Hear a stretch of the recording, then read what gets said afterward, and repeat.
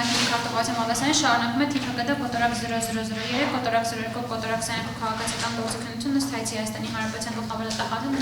Նարեկ Լիովայի Սարգսյանի եւ մյուսների ապօրինացնոցով գույքի բռնականon պահանջի մասին դատական նիստերի քարտուղարին խնդրում դատային թե ովքեր են ներկայացել դատական նիստին։ Դատական նիստին ներկայացել են գլխավոր դատախազության ներկայացուցիչ Տիգրան Ենոկյանը, ներկայացել է Աննա Նիկոյանի ներկայացուցիչ Վահագն Գրիգորյանը, դատավարության մյուս մասնակիցները ծանոթված են չեն ներկայացել եւ դատական նիստերի դահլիճում ներկա է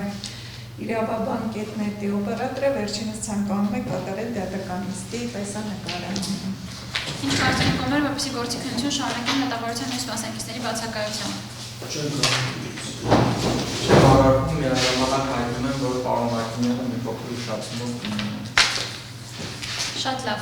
Լսելով կոմերի քոշները հաշվառնելով դատավարության բոլոր մասնակիցները բաժան ծանոթված են այսօր դատական նիստի ժամի եւ վայրի մասին, դատանախոչությունը չի տեսնում, որպեսզի գործի քննությունը շարունակվի վերջիններիս բացակայությամբ պարոն Մագինյանը ընթացքում մեզ կմիանա։ Ինչ կարծիք են կոմերը, որպեսզի այսօր դատական նիստը տեսանկարը համի, պարոն Յանոկյան։ Անգեր դատարան, ես ճիշտն ասած կոնկրետ նիստի մասով առնվազն դրնապատ դատաքննության միջնորդություն ունեմ։ Շատ լավ։ Իսկ դրամփակի հետ կապված, եթե անցնենք դրամփացի առարկություններն եք, որպեսզի հասկանանք տեսանկարահանմանը առհասարակ դեմ եք, թե կողմ եք։ Հասկացա, չէ, տեսանկարահանմանը կողմ չեմ, եւ նաեւ խնդրեմ, որպեսզի սույն նիստը դրնապատ կարգով անցկացվի։ Շատ լավ, մինչև այդ հարցին անդրադառնալը դատարանը նախ արձանագրում է, որ դատական նիստի տեսա եւ լուսանկարահանում իրականացում է կողմերի համաձայնությամբ դատարանի թույլտվությամբ նկատելով, որ կողմից մեկը համաձայն չէ, դատարանը որոշեց չթույլատրել այսօրվա դատական նիստի տեսանկարահանումը, ձայնագրառումը դեռ շարունակվում է ընդհանուր կարգով եւ ուրեմն անցնենք ըստ էության քննությանը, պարոն Գրիգորյան, միջնորդություն եք ներկայացնում։ Այո, դեռ կապված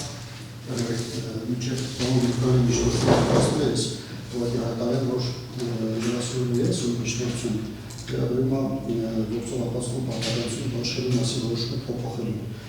Եթե պարոն Գրիգորյանի միջնորդությունը պետք է ուղղակի հասկանան, որ նա առաջ ես ունեմ նախ դրնապատ նիստ անցկացնելու միջնորդություն, հետո արագացված դատաքննություն կիրառելու մասին միջնորդություն։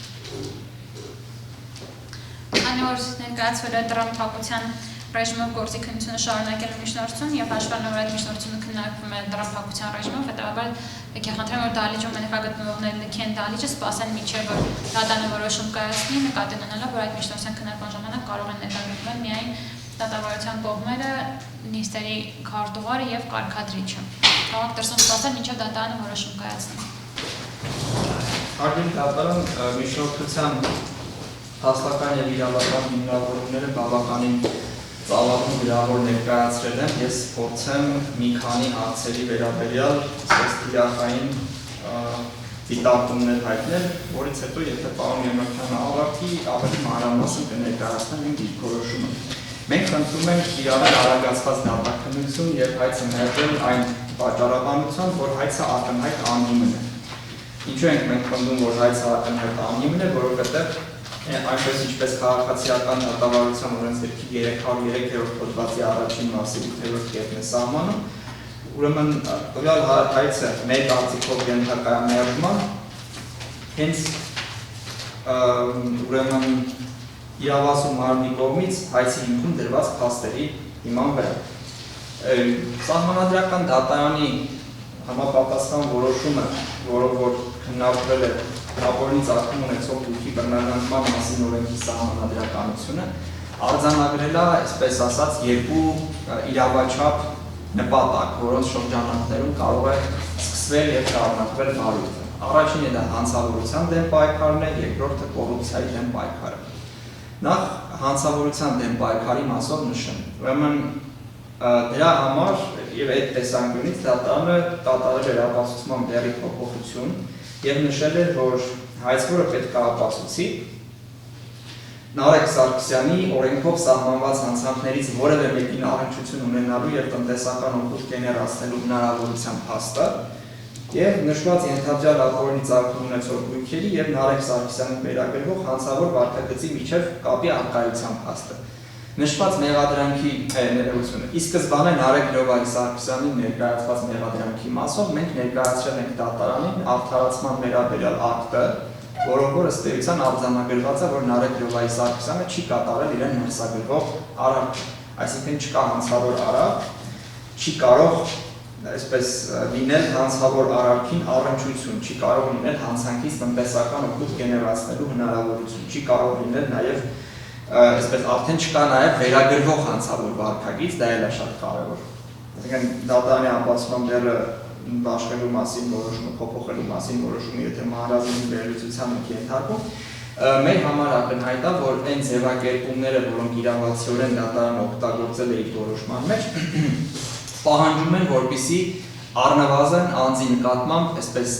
դեռևս ընթացքի մեջ գտնվի որևէ մեղադրական, որևէ քրեական վարույթ, որը տեսականորեն կարող է ավարտվել մեղադրական դատավճռով։ Եթե այդ քրեական վարույթը արդեն ընթացքի մեջ չի եւ հակառակը ֆիքսված է, որ դա ավարտվել է, չի կարող լինել վերագրվող հանցավոր վարքագիծ, չի կարող լինել հանցավոր վարքագիծ, չի կարող լինել հանցանքին առնչություն ու չի կարող լինել հանցանքից տեսականորեն գեներացվող տնտեսական օգուտ։ Նույնիսկ եթե մի պահ այդ արդարացման մասին մոռանանք,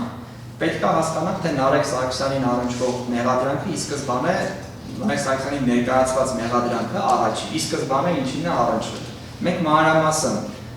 բան ենք արել, վերլուծել ենք դա իրավավոր միջնորդության մեջ, ըստ Հայցի առարկայում նշված գույքերի հերթականությամբ ու արձանագրել ենք, որ այդ մեղադրանքը առավելագույնը առնչվում էր, ուրեմն առավելագույնը առնչվում էր Հայ բիզնես բանկ ընկերությունում պահվող ավանդներին, ուրիշ բանի վերաբերյալ այդ մեղադրանքում որևէ խոսք չկար։ Ընդ որում այնպիսի հանցակազմեր էին ներկայացված, որոնք որ այդպես որևէ գործողություն կոնկրետ 310 պրիմ հոդվածի առաջին մասն էր ապօրինի հարստացումը, ապօրինի հարստացումը ինքնին մենք նշել ենք գրավոր միջնորդության մեջ, որ որևէ գործողություն ինքը իրենից չի ներկայացնում, որ դրանից հնարավոր լինի գեներացնել հանցավոր եկամուտ։ Ապօրինի հարստացումը քրեական օրենսգրքի 310 պրիմ հոդվածի առաջին մասի իմաստով նախկինում գործող, ինքը ոչ թե հանցավոր արարք է կոնկրետ, այլ ավելի շուտ իրավիճակ, որը պետության կողմից գնահատվում էր որպես ինքնին հանցավոր։ Ավելին, այստեղ ուրեմն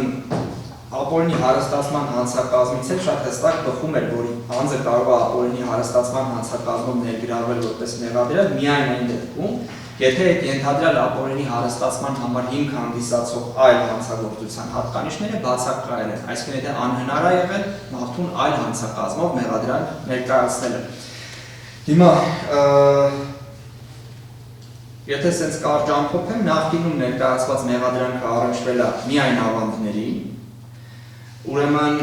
նախկինում ներկայացված մեղադրանքը իր մեջ չի պարունակել որևէ այսպես արարքի նկարագրություն, որից կարող էին գեներացվել հանցավոր եկամուտներ։ Նախկինում ներկայացված մեղադրանքի էությունը կայանում էր նրանում, որ կատարել ես հանցագործություն, որովհետև մենք չենք կարողանում հասկանալ, թե դու ինչ ես արել, այսպես ասած։ Քանի որ մենք չենք կարողանում հասկանալ, նշանակում է, որ դու ենթակա ես բանի քրեական պատասխանատվության։ Ամեն դեպքում այդ նախկին մեղադրանքը գոյություն չունի։ Իսկ եթե ունենալ էլ եմ ասում, դա մաքսիմում ավանդների մասին է կարելի խոսալ, այն էլ այդ ավանդների ձևավորման պատմությունը, որը ես ներկայացրել եմ միջնորդության մեջ, ցույց է տալիս, որ օրինակ այդտեղ ընկերությունների շահաբաժիններն են ներդրվել որպես ավանդ, իսկ այդ ընկերությունների հետ մեղադրանքը որևէ կապ չուներ, հետևաբար դրանից ստացված շահաբաժիններն են հանցավորության դեմ պայքարի շրջանակներում չէին կարող դիտարկվել որպես այդպես հանցանքից գեներացված տնտեսական օգուտներ եւ պատճառահետևանքային կապերով, այսպես ասած, ավանդի մեծագույն մասը, առնվազն ավանդի մեծագույն մասը բացատրվում է այնպիսի եկամուտներով, որոնք ստացվել են այնպիսի գույքերից, որոնք որ կապ չունեին մեղադրանքի հետ։ Ինչ վերաբերում է նոր մեղադրանքի։ Նոր մեղադրանքի մասով նշեմ հետեւյալը։ Նախ մենք իհարկե կողմ չենք այն գաղափարին, որ նոր մեղադրանքը ընդհանրապես կարող է դրվել Նարեկ Սարգսյանի նկատմամբ հանցավորության դեմ պայքար այսպես ալդարարելու կամ հայտարարելու հիմքում, որովհետև կարծում ենք, որ ուրեմն պետք է ապացուցվի պատճառահետևանքային կապը հենց այն հանցանքի հետ, որը որ հիմք է կամ կապը առանց պատճառը հետևանքային այն հանցանքի հետ, որը որ հիմք է ծառայել ուսումնասիրությունը սկսելու համար։ Երկրորդը նոր մեղադրանքը հայցի հիմքում դրված չէ,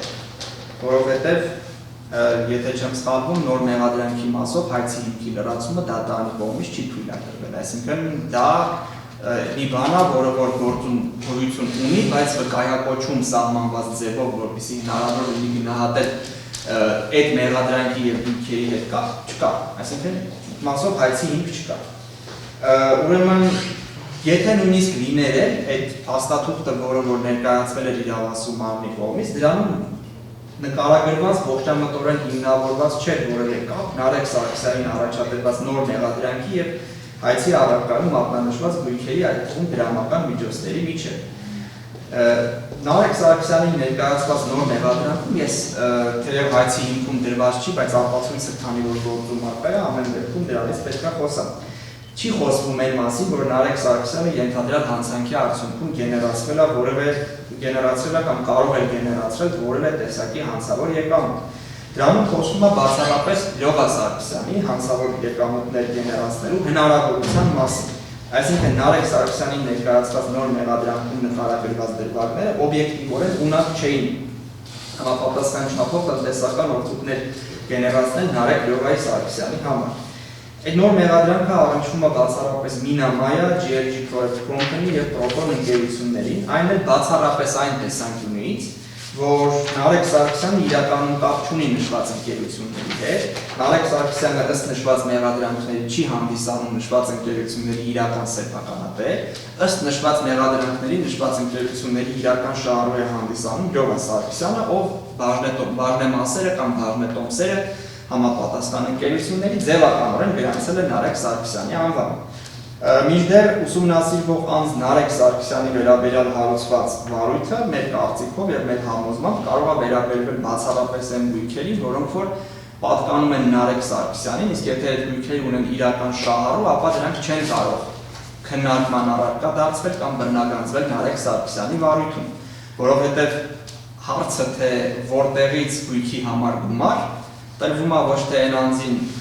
ում անունով որ գրանցված է գույքը, այլ այն անձին, ով որ վճարել է այդ գույքի դիմաց։ Եթե մեղադրանքից բխում է, որ այդ գույքի դիմաց վճարել է Լյովա Սարգսյանը, չի կարող ուրեմն այդ հարցը բարձրացվել Նարեկ Սարգսյանի վարույթի շրջանակներում։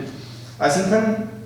չի կարող սույն գործը վերաբերվել այնպիսի գույքերի, որոնց իրական շահառուն Լյովա Սարգսյանն է, իսկ Նարեկ Սարգսյանին վերաբերող գործը չի կարող տրանսֆորմացվել Լյովա Սարգսյանին վերաբերող գործի։ Այսքանը հանցավորության դեմ պայքարի մասով, այսինքն հին մեղադրանքի մասով այլևս գոյություն չունի, նոր մեղադրանքի մասով, այդտեղ Նարեկ Սարգսյանը ընդհանրապես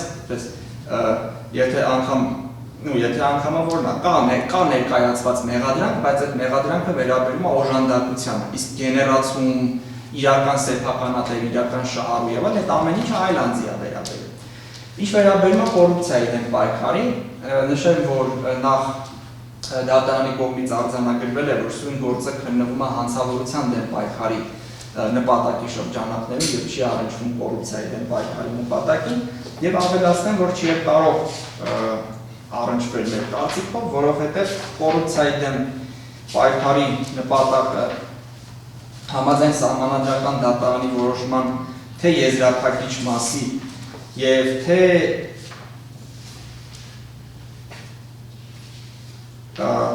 կոնկրետ կետի համար ես պահին չեմ գտնում, բայց թե սահմանադրական դատարանի որոշման այն կետի, որում որ սահմանում էր վավերապայմանները, թե կոռուպցիայի դեմ պայքարի շրջանակներում որ գույքի բռնագանձումն է համարվում, այսպես սահմանադրաչափ,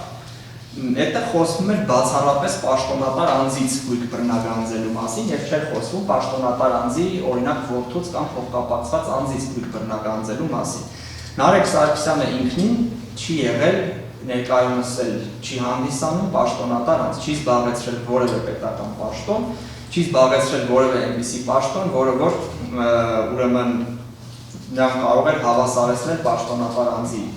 մակարդակի եւ որը որ կարող էր թույլ տալ նրա նկատմամբ կիրառել պաշտոնատար անձին վերաբերող ռեժիմը։ Ինչ վերաբերում է այն ենթադրյալ պնդմանը, որը պարոն Երոքյանը շուտով կներկայացնի, եթե մենք այդ միջնորդության քննարկումը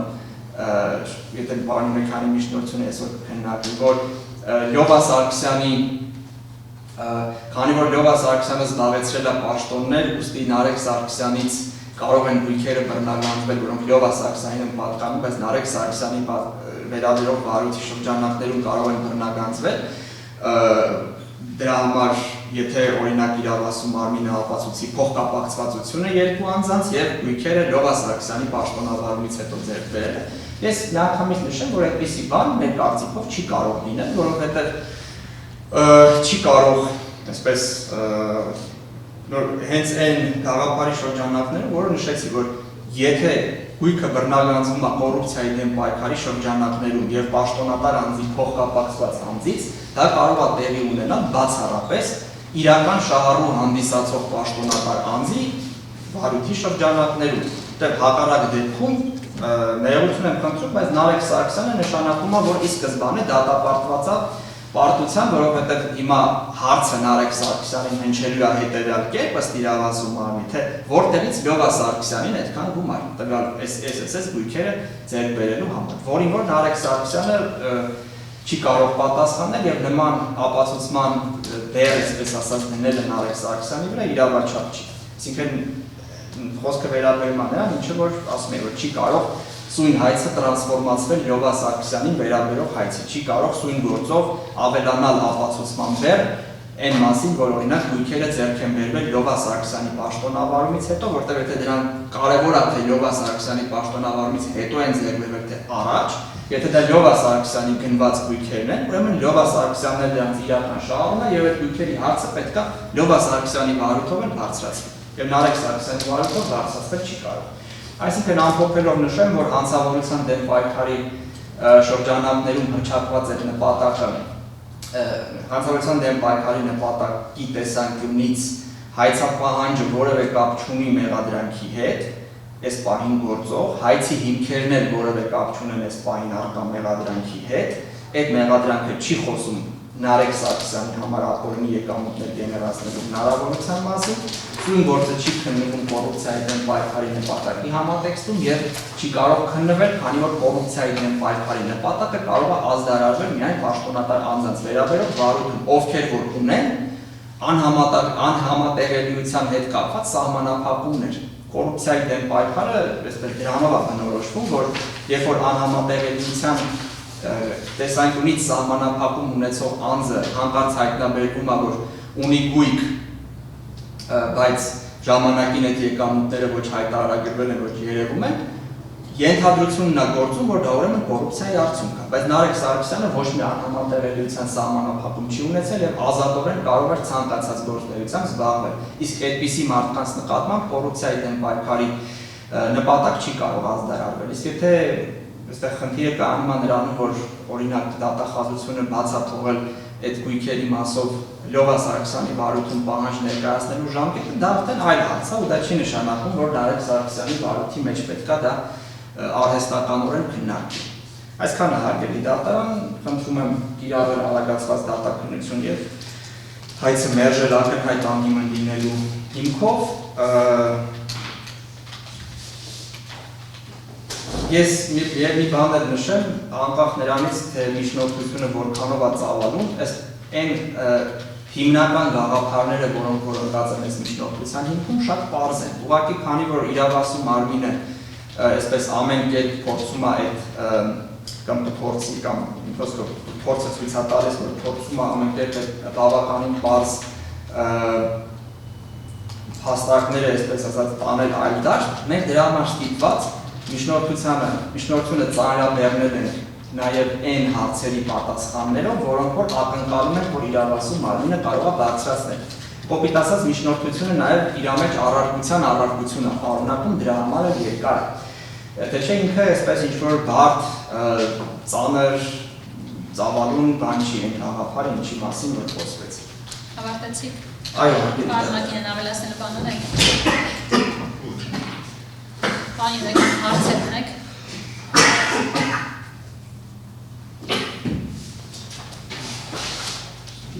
Հարց որ այստեղ միջնորդությանը նշել եք պարոն ծանոթ գրություն մեկ դատական իսկի ներկայացված դատավարության մասնակցությունին տրամադրում է սույն դատավարական փաստաթղթերի մեկական օրինակ։ Այստեղ ցանկը կա բոլորին ներկայացնել եք այդ վեկական օրինակը։ Չէ, նիստին չեմ ներկայացել, պարոն Յանոքյան։ Նիստով ես ներկայացնել։ Ես միջնորդությունը հանձնում եմ դատական նիստով, միջնորդությունը հանձնում եմ դատական նիստով, այսինքն մենք ես եւ պարոն Մարգինյանը համատեղ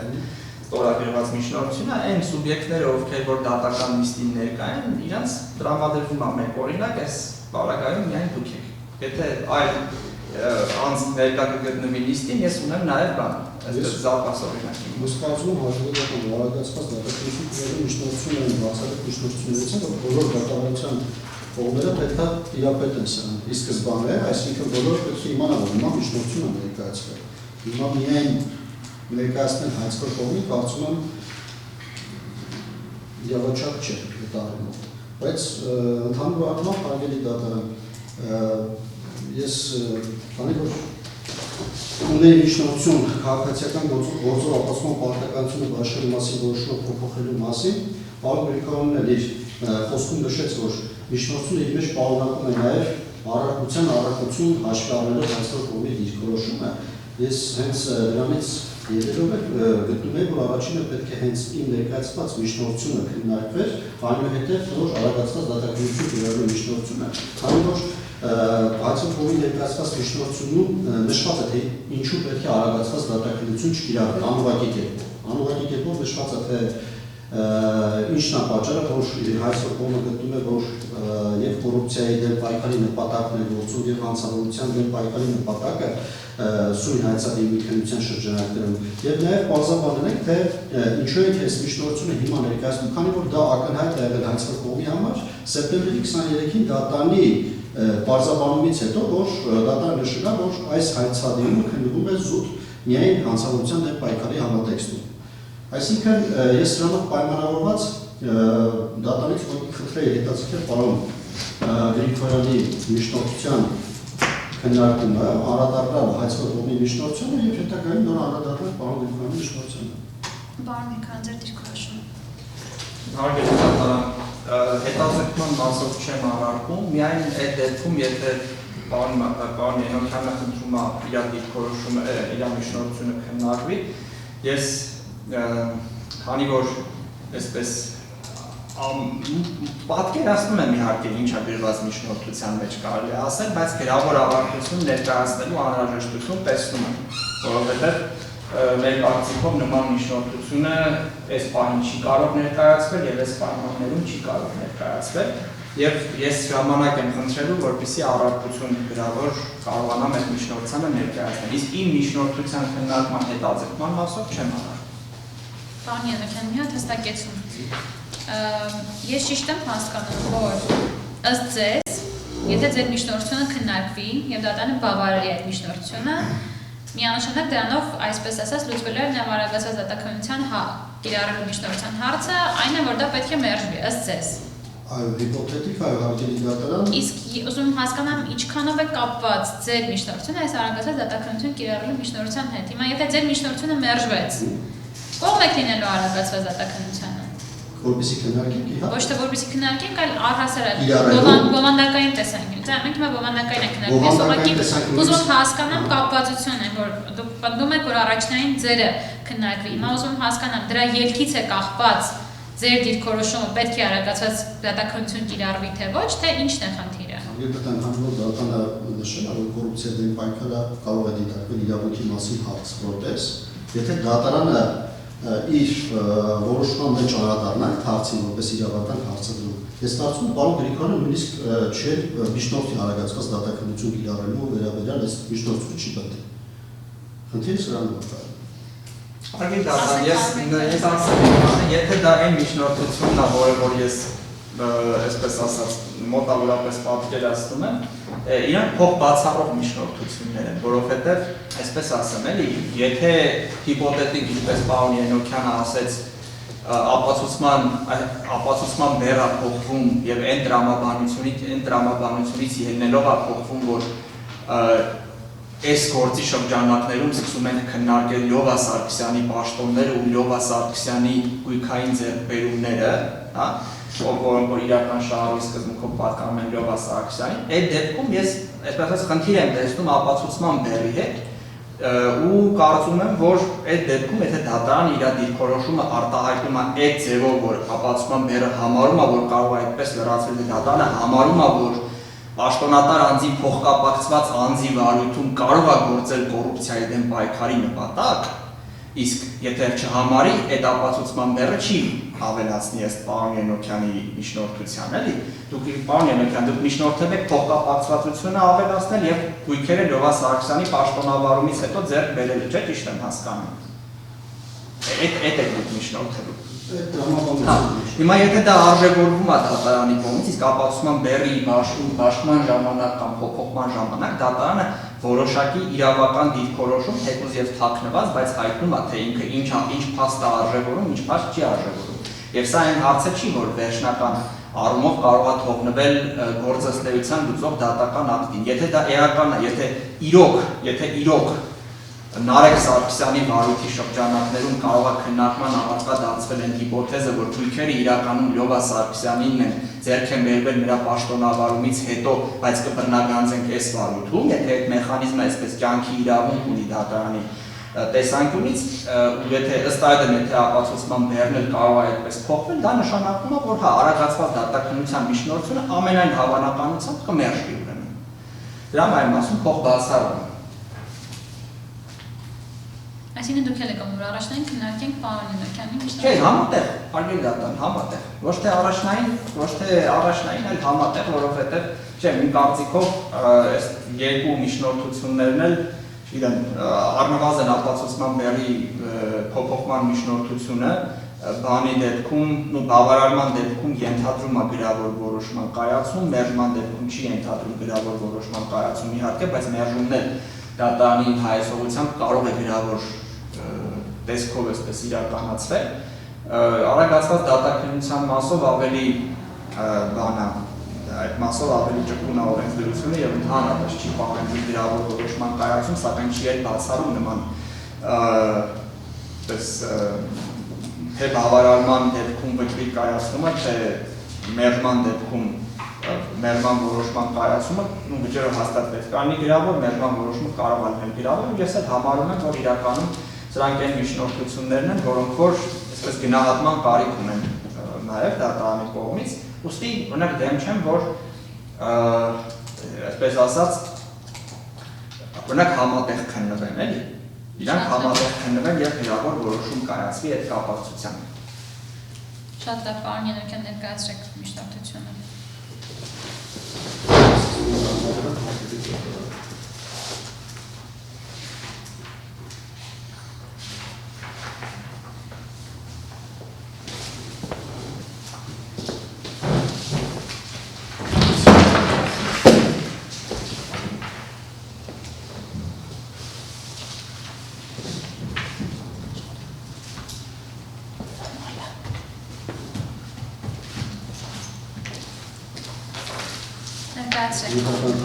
Ներկայացրեցի ավելի առարկայական ներկայացնեմ։ 2020 թվականի մայիսի 30-ին հանձնախոհը միջնորդել է դատարանին հարգանքի բաց թողնված ժամկետը եւ 2020 թվականի մայիսի 26-ին արտակարգության կոմիտեի միջդատական վարույթի օրինականության նկատմամբ հսկողության վարությունից ստացված Նարեկ Սարգսյանի նկատմամբ նախնի քրեական գործիքի 38-10 հոդվածով 38-190 հոդվածով հանրային քրեական հետապնդում հարուցելու մասին որոշում երկից գրությունը թույլատրել որպես գրավոր ապացույց գծել գործին, որը դատարանի կողմից մերժվել է։ Միջնորդության մերժումը դատարանի հիմնավորել է նրանով, որ ներկայացված ապացույց է, որը ուղղված չէ որևէ փաստի հաստատմանը, ապացուցման պարտականությունը բաշխելու մասին որոշման մեջ չկա այդ փաստի մասին նշում, ըստ դատարանի նախ հայցի հիմքի եւ առարկայի փոփոխությունը հարգելի համարելու միջնորդություն կարող է ներկայացնել, եթե Սահմանադրական դատարանի որոշման համատեքստում նպատակը հանցավորության դեմ պայքարն է։ Այսինքն փաստական հանգամանքները պետք է փոփոխության ենթարկվեն, որից հետո նոր դատարանը կարող է դրա հիման վրա ապացույցները բաշխելու մասին որոշումը փոփոխել։ Դատարանը միաժամանակ պարզաբանել է, Սահմանադրական դատարանը տվել է մեկնաբանություն, որ սույն գործի շրջանակներում նախկինում հակառակ ուղղությամբ է մեկնաբանվել, բռնագանձման ենթակա գույքի եւ հանցավոր վարքագծի միջև կապի տեսանկյունից։ Եթե կոռուպցիայի դեմ պայքարի շրջանակներում լինել խնդիրը, միգուցե դիրքորոշումը այս հարցում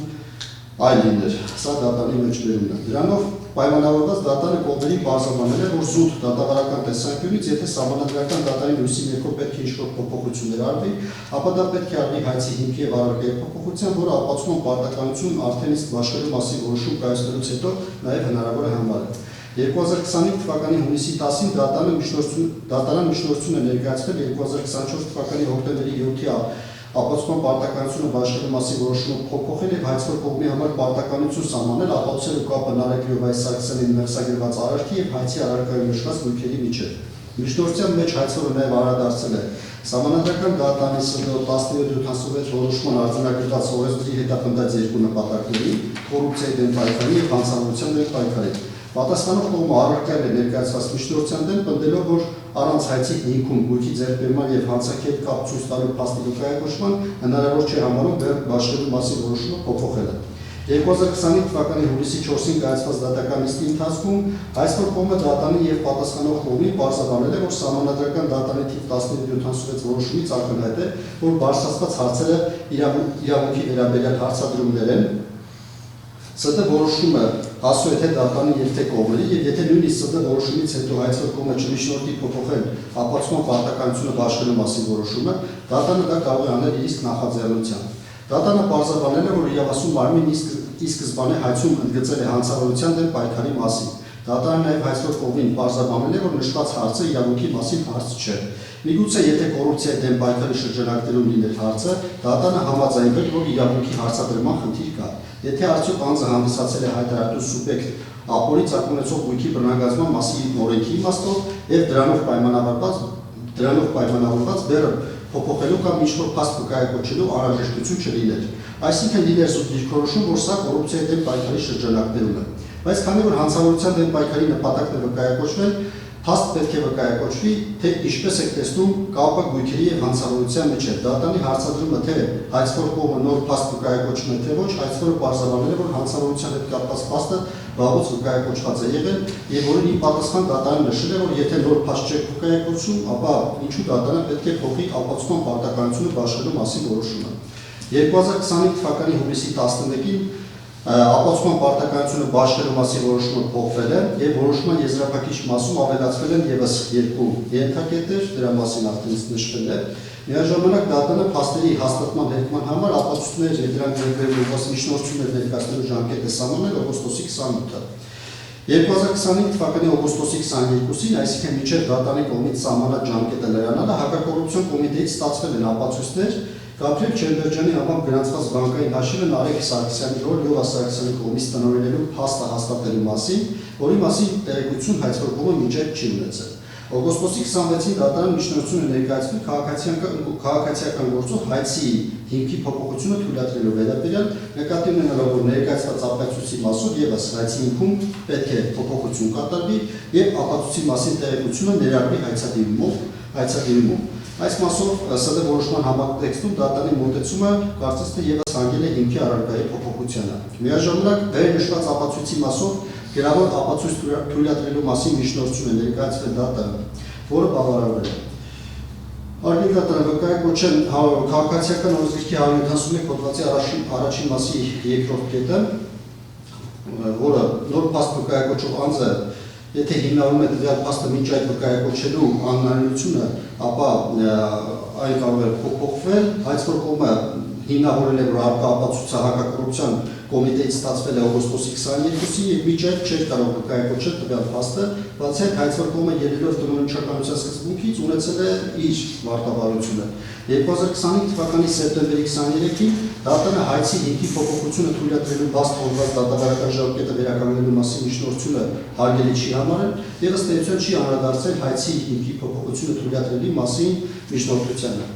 Վկայակոչում են Ջրաբեկ դատարանի 2025 թվականի փետրվարի 28-ին կայացված նախադեպային որոշումը, համաձայն որի որոշակի դատավարական գործողությունների կատարմանը ձեռնամուխ է լինում միայն այդ դեպքում դատարանը, երբ գործի մասնակցող անձը հայցում է համապատասխան գործողության կատարում։ Այսինքն կողմերի իրավահավասարության եւ վստահության սկզբունքներով պայմանավորված դատարանը հանդես է գալիս որպես միայն վեճ լուծող մարմին եւ կաշկանդված է որոշակի դատավարական գործողություններ սեփական հայցողությամբ իրականացնելու արգելքով։ Տնօրինի Անմիջականության սկզբունքի բովանդակությունը ներառում է նաև այն դատավարական իրավունքները, որոնք ուղղակիորեն նշված են քաղաքացիական դատավարության օրենսգրքի 12-րդ հոդվածի 3-րդ մասում եւ գործի մասնակցող անձանց թույլ են տալիս վարույթի ընթացքում որոշելու դատական պաշտպանության առարկան ազդելու դատավարության ընթացքի եւ դրա ուղղվածության վրա։ Գործի մասնակցող անձի համար ապահովելով իր խախտված կամ վիճակող իրավունքների եւ օրինական շահերի պաշտպանության առավել արդյունավետ եղանակ ու ձեռ ընտրելու կամ դրանց պաշտպանությունից ընդհանրապես հրաժարվելու հնարավորություն։ Դատան դիմելու սահմանադրական իրավունքը ենթադրում է, որ դատան դիմումացնի ինքն է որոշում ընդդեմ ում դիմել դատարան, ինչու եւ ինչպիսի պահանջով։ Ընդ որում գործող դատավարական օրենսդրությունը դատարան դիմող անձին թույլ է տալիս նաեւ վարույթի ընթացքում փոփոխել հայցը, առանց կրկնակի հայցադիմում ներկայացնելու, դրանով դատական պաշտպանություն հայցող անձին հնարավորություն տալով վարույթի ընթացքում ուղղել թույլ տրված թերացումներն ու ամրապնդելու իր դիրքորոշումը։ Վճարաբեկ դատարանի գնահատմամբ հայցի փոփոխման ուղղված դատավարական գործողությունը տնօրինչական ակտ է։ Այսինքն վճարաբեկ դատարանի լույսիները կարելի է փաստել, որ դատարանը սահմանափակել է հայցի փոփոխման ուղղված դատավարական գործողությունը, որը իրենից ներկայացնում է տնօրինչական ակտ, արդյունքում հայցվող կողմը զրկվել է իր դիրքորոշումը ամրապնդելու հնարավորությունից։ Այս ամենից զատ դատանը կողմերին պարզաբանել է, որ սահմանադրական դատանի թիվ 1776 որոշումը կայացվելուց հետո երկու կողմերն են ներկայացրել, թե ՍԴ որոշումից հետո ինչ իրավիճակ է ստեղծվել, ուստի հաշվի առնելով թե ինչ տրամաբանությամբ էր այս վարույթը հարուցվել, ՍԴ որոշման համատեքստում պետք է համապատասխան փոփոխություններ կատարվեն։ Եթե կոռուպցիայի դեմ պայքարի նպատակը հետապնդել հայցադիմումը, միգուցե դատարանը հնարավոր համարել իրավական հարցադրման եղանակով այդ հարցին անդրադառնալ վերջնական դատական ակտով։ Նկատի ունենալով, որ կոռուպցիայի դեմ պայքարի շրջանակներում մեկնակետը պետք է լիներ պաշտոնատար անձ լինելու պահը եւ դրանից հետո ձեռքբերված զույգերը։ Այնուհետեւ դատարանը հավելել է, որ թեպետ հայցվորը ապացուցում պարտականությունը բաշխելու մասին որոշումը փոփոխելու մասին միջնորդության նոր փաստ չէ վկայակոչել, դատարանը դա դիտել է որպես նոր փաստ այնքանով, որ ապա հանցավորության դեմ պայքարի նպատակը է դրա համար ինք հանդիսացած փաստական հանգամանքները ներառվեն եւ կողմերին կանխատեսելի լինեն, եւ եթե հայցվող կողմը բարձրաձայներ, որ առկա է նաեւ կոռուպցիայի դեմ պայքար, ապացուցման պարտականությունը բաշխելու մասին որոշման երկրորդ որոշման մեջ դատարանը որպես իրավական հարցադրույթ դա կնախատեսեր։ Հետևաբար ըստ դատարանի վարույթը քննվելու է բացառապես հանցավորության դեմ պայքարի շրջանակներում։ Վկայակոչված են հարգելի դատարան սահմանադրական դատարանի 1776 որոշման կետեր, բայց ես անդրադառնամ միայն որոշման 187-րդ կետին, որով պարոն Գրիգորյանը նշում է, որ այս վարույթով մենք չենք կարող կոռուպցիայի դեմ պայքարի նպատակը վկայակոչել, ես կարծում եմ, որ սահմանադրական դատարանն էլ այդ որոշմամբ անդրադարձել է, մասնավորապես նշված է, որ որոշման 115-116-րդ կետերում սահմանադրական դատարանի վերլուծությունները եւ դրանց հիմքում ընկած հանգամանքները սահմանադրական դատարանն արձանագրում է, որ Հայաստանի Հանրապետությունում օրենքի իմաստով պաշտոնատար անձինք մշտապես պարտավորված են եղել զերծ մնալ ոչ օրինական հիմքով եկամուտներ ստանալուց, ինչպես նաև ժամանակի կոնկրետ պայից հիմնավորել եւ հայտարարել իրենց եկամուտներից աղբյուրները։ Հետևաբար օրենքի թումամբ չէ, որ սահմանափակվել է պաշտոնատար անձանց եւ իրենց մերձավոր շրջապատի անձանց օրինական եկամուտներով չհիմնավորվող գույքի պաշտպանությունը։ Օրենքում ընդհանրապես ներդրվել են ընթացակարգեր, որոնք ուղղված են ոչ օրինական հիմքով ձեռքբերված գույքը սույն որոշման 101-րդ կետում նշված հանրային շահերից մեկի բավարարման նպատակով բռնականացնելը։ 101-րդ կետում նշված է կոռուպցիայի եւ հանցավորության դեմ պայքարի նպատակները արգելի դատարան։ Այսօր կարելի է եզրակացնել, որ ուսումնասիրության այս կամ այն հիմքով պայմանավորված օրենքի միայն մեկ նպատակի գործելու մեկնաբանության դեպքում կարող է ստեղծվել իրավիճակ, որ օրենքի իմաստով պաշտոն զբաղեցնող անձի գույքի բռնագործում իրականացնել հնարավոր է պայմանավորված միայն այն հանգամանքով, որ պաշտոնատար անձը գույք ձեռք բերել է պաշտոնը ստանձնելուց հետո նշված գույքը չի հիմնավորվում օրինական եկամուտներով։ Այսինքն պաշտոնատար անձը երբևէ եւ որևէ քրեական վարորդի շրջանակներում կարող է չհետաքրքրել հետապնդման եւ այդ դեպքում նույնիսկ քրեական վարորդի արկայությունը չկարևորվի։ Իսկ այն պարից այդ նույն պաշտոնատար անձը կատարի օրենքով նախատեսված հանցավոր եւ ուսումնասիրություններ սկսվի այդ հիմքով, նրա պաշտոնից ստանձնելուց հետո մինչեւ հանցանքի կատարում նկատ ժամանակահատվածում ձեռք բերված գույքը դառնա ճակատներում նշված անձնամխելի։ Հարգելի դատարան, նշեմ, որ գծում ենք, որ կոռուպցիայի դեմ պայքարը վերաբերելի է ոչ միայն կոնկրետ պաշտոնատար անձին, այլև նրա ընտանիքի անդամներին։ Պետք է նշել, որ հաստատված փաստ է, որ Նարեկ Սարգսյանը հանդիսանում է Լյովա Սարգսյանի որդին, վերջինը բնակվել է Լյովա Սարգսյանի հետ համատեղ, այսինքն Նարեկ Սարգսյանը որպես մերձավոր ազգական հանդիսանում է Լյովա Սարգսյանի փոխկապակցված անձ, Նարեկ Սարգսյանի կողմից օրինական եկամուտներով չհիմնավորվող գույքերը գեներացվել են մի ժամանակահատվածում, երբ հայրը ուսումնասիրությունը սկսելու պահին գործող հանրային ծառայության մասին օրենքի համաձայն հանդիսացել է հայտարարատու պաշտոն, մասնավորապես Լյով Ազատի Սարգսյանը 98 թվականից սկսած հանդիսացել է տարբեր երկրերում արտակարգ եւ լիազոր դեսպան, 2010-2018 թվականներին հանդիսացել է հատուկ հանձնարարություններով դեսպան։ Հանրային ծառայության մասին օրենքի 8-րդ հոդվածի 3-րդ մասի համաձայն պետական հայեցողական պաշտոնները նաև Հայաստանի Հանրապետության դիվանագիտական ներկայացուցիչների պաշտոնները, ինչպիսի պաշտոններ են Լյովա Սարգսյանի զբաղեցրած գրեթե վարկած պաշտոնները։ Աշխարհներով որ ՍՏ որոշմամբ արձանագրված օրենքի հիման վրա սեփականության իրավունքի գույքի բռնագծման միջոցով միջամտության օրենսդրի հետապնդած նպատակների երկուսն են կոռուպցիայի դեմ պայքարը եւ հանցավորության դեմ պայքարը, սույն հայցադիրումից ակնհայտ է, որ առկա են երկու նպատակներն են։ Իրավասու մարմինը փաստում է, որ Նարեկ Սարգսյանը հանդիսանալով հանրային ծառայության մասին օրենքով սահմանված հայտարարատու պաշտոն զբաղեցրած Լյովա Սարգսյանի որդին ձեռք է բերել գույքեր եւ գեներացիոն ֆինանսական միջոցներ, որոնք համընկնում են Լյովա Սարգսյանի պետական պաշտոններ զբաղեցնելու ժամանակահատվածի հետ։ Ուստի բացի այն, որ հանցավորության դեմ տարվող պայքարի շրջանակներում պարզ է դառնում, որ Նարեկ Սարգսյանի ձեռք բերած գույքերը կարող էին հանդիսանալ նրա հնարավոր հանցավոր վարկագծի արդյունք, նաև ակնհայտ է, որ դրանք ձեռք են բերվել հոր Լյովա Սարգսյանի համապատասխան պաշտոններ ստանձնելու պահից հետո, ինչը վկայում է օրենսդրի հետապնդած երկրորդ կոռուպցիայի դեմ պայքարի մասին։ Դատանը դատական նիստերի ընթացքում բարձրաբանելով, որ կոռուպցիայի դեմ պայքարի նպատակը կարող է դիտվել որպես իրավունքի մասին հարցադրում եւ լսելով հայցող կողմի դիրքորոշումների մասին, որ եւ հանցավորության եւ կոռուպցիայի դեմ պայքարի նպատակները իրավունքի վերաբերյալ հարցեր են, հայցի հիմքի փոփոխությունը թույլատրելու մասին միջնորդությունը չքննարկելուց հետո հայցող կողմին բարձրաբանել է, որ եթե հայցող այդ մասին բարձրաձայներ, ապա ապացուցման պարտականությունը բաշխելու մասին երկրորդ որոշման մեջ դատանը որպես իրավական հարցադրում դա կնախատեսել։ Հետևաբար ըստ դատանի վարորդը քննվելու է բացառության հանցավորության դեմ պայքարի շրջանակներում։ Այսինքն դատանը ոչ միայն չի քննարկել հայցի հիմքի փոփոխությունը թույլատրելու վերաբերյալ միջնորդությունը, որից ակնհայտ է, որ առկա է նաև կոռուպցիայի դեմ պայքարի նպատակ, այլև հաշվի չի առել միջ այդ դատական նիստի ընթացքում հայցվորի արտահայտած դիրքորոշումը, որը կոռուպցիայի դեմ պայքար իրավունքի մասին հարցը եւ ապացուցման պարտականությունը բաշխելու մասին 2025 թվականի հուլիսի 11-ի որոշման մեջ, որպես իրավական հարցադրում դրան չի անդրադարձել, արդյունքում հայցվորը որից է նշում ձգվել է իր դիրքորոշումը աղմուկապնդելու հնարավորությունից։ Դատանի հստակ դիրքորոշումը հայցվոր կողմին հայտնի է դարձել 2025 թվականի սեպտեմբերի 23-ին կայացած դատական նիստի ընթացքում, երբ դատանը պարզաբանել է, որ վարորդը քննվելու է բացառապես հանցավորության դեմ պայքարի շրջանակներում, ինչը մինչ այդ հայցվոր կողմի համար կանխատեսելի չի եղել։ Օրենսգրքի քաղաքացիական դատավարության օրենսգրքի 171-րդ հոդվածի համաձայն առաջին մասի երկրորդ կետ նոր փաստ վկայակոչող անձը հիմնավորում է տվյալ փաստը մինչ այդ վկայակոչելու անհնարինությունը իրից անկախ հանգամանքներում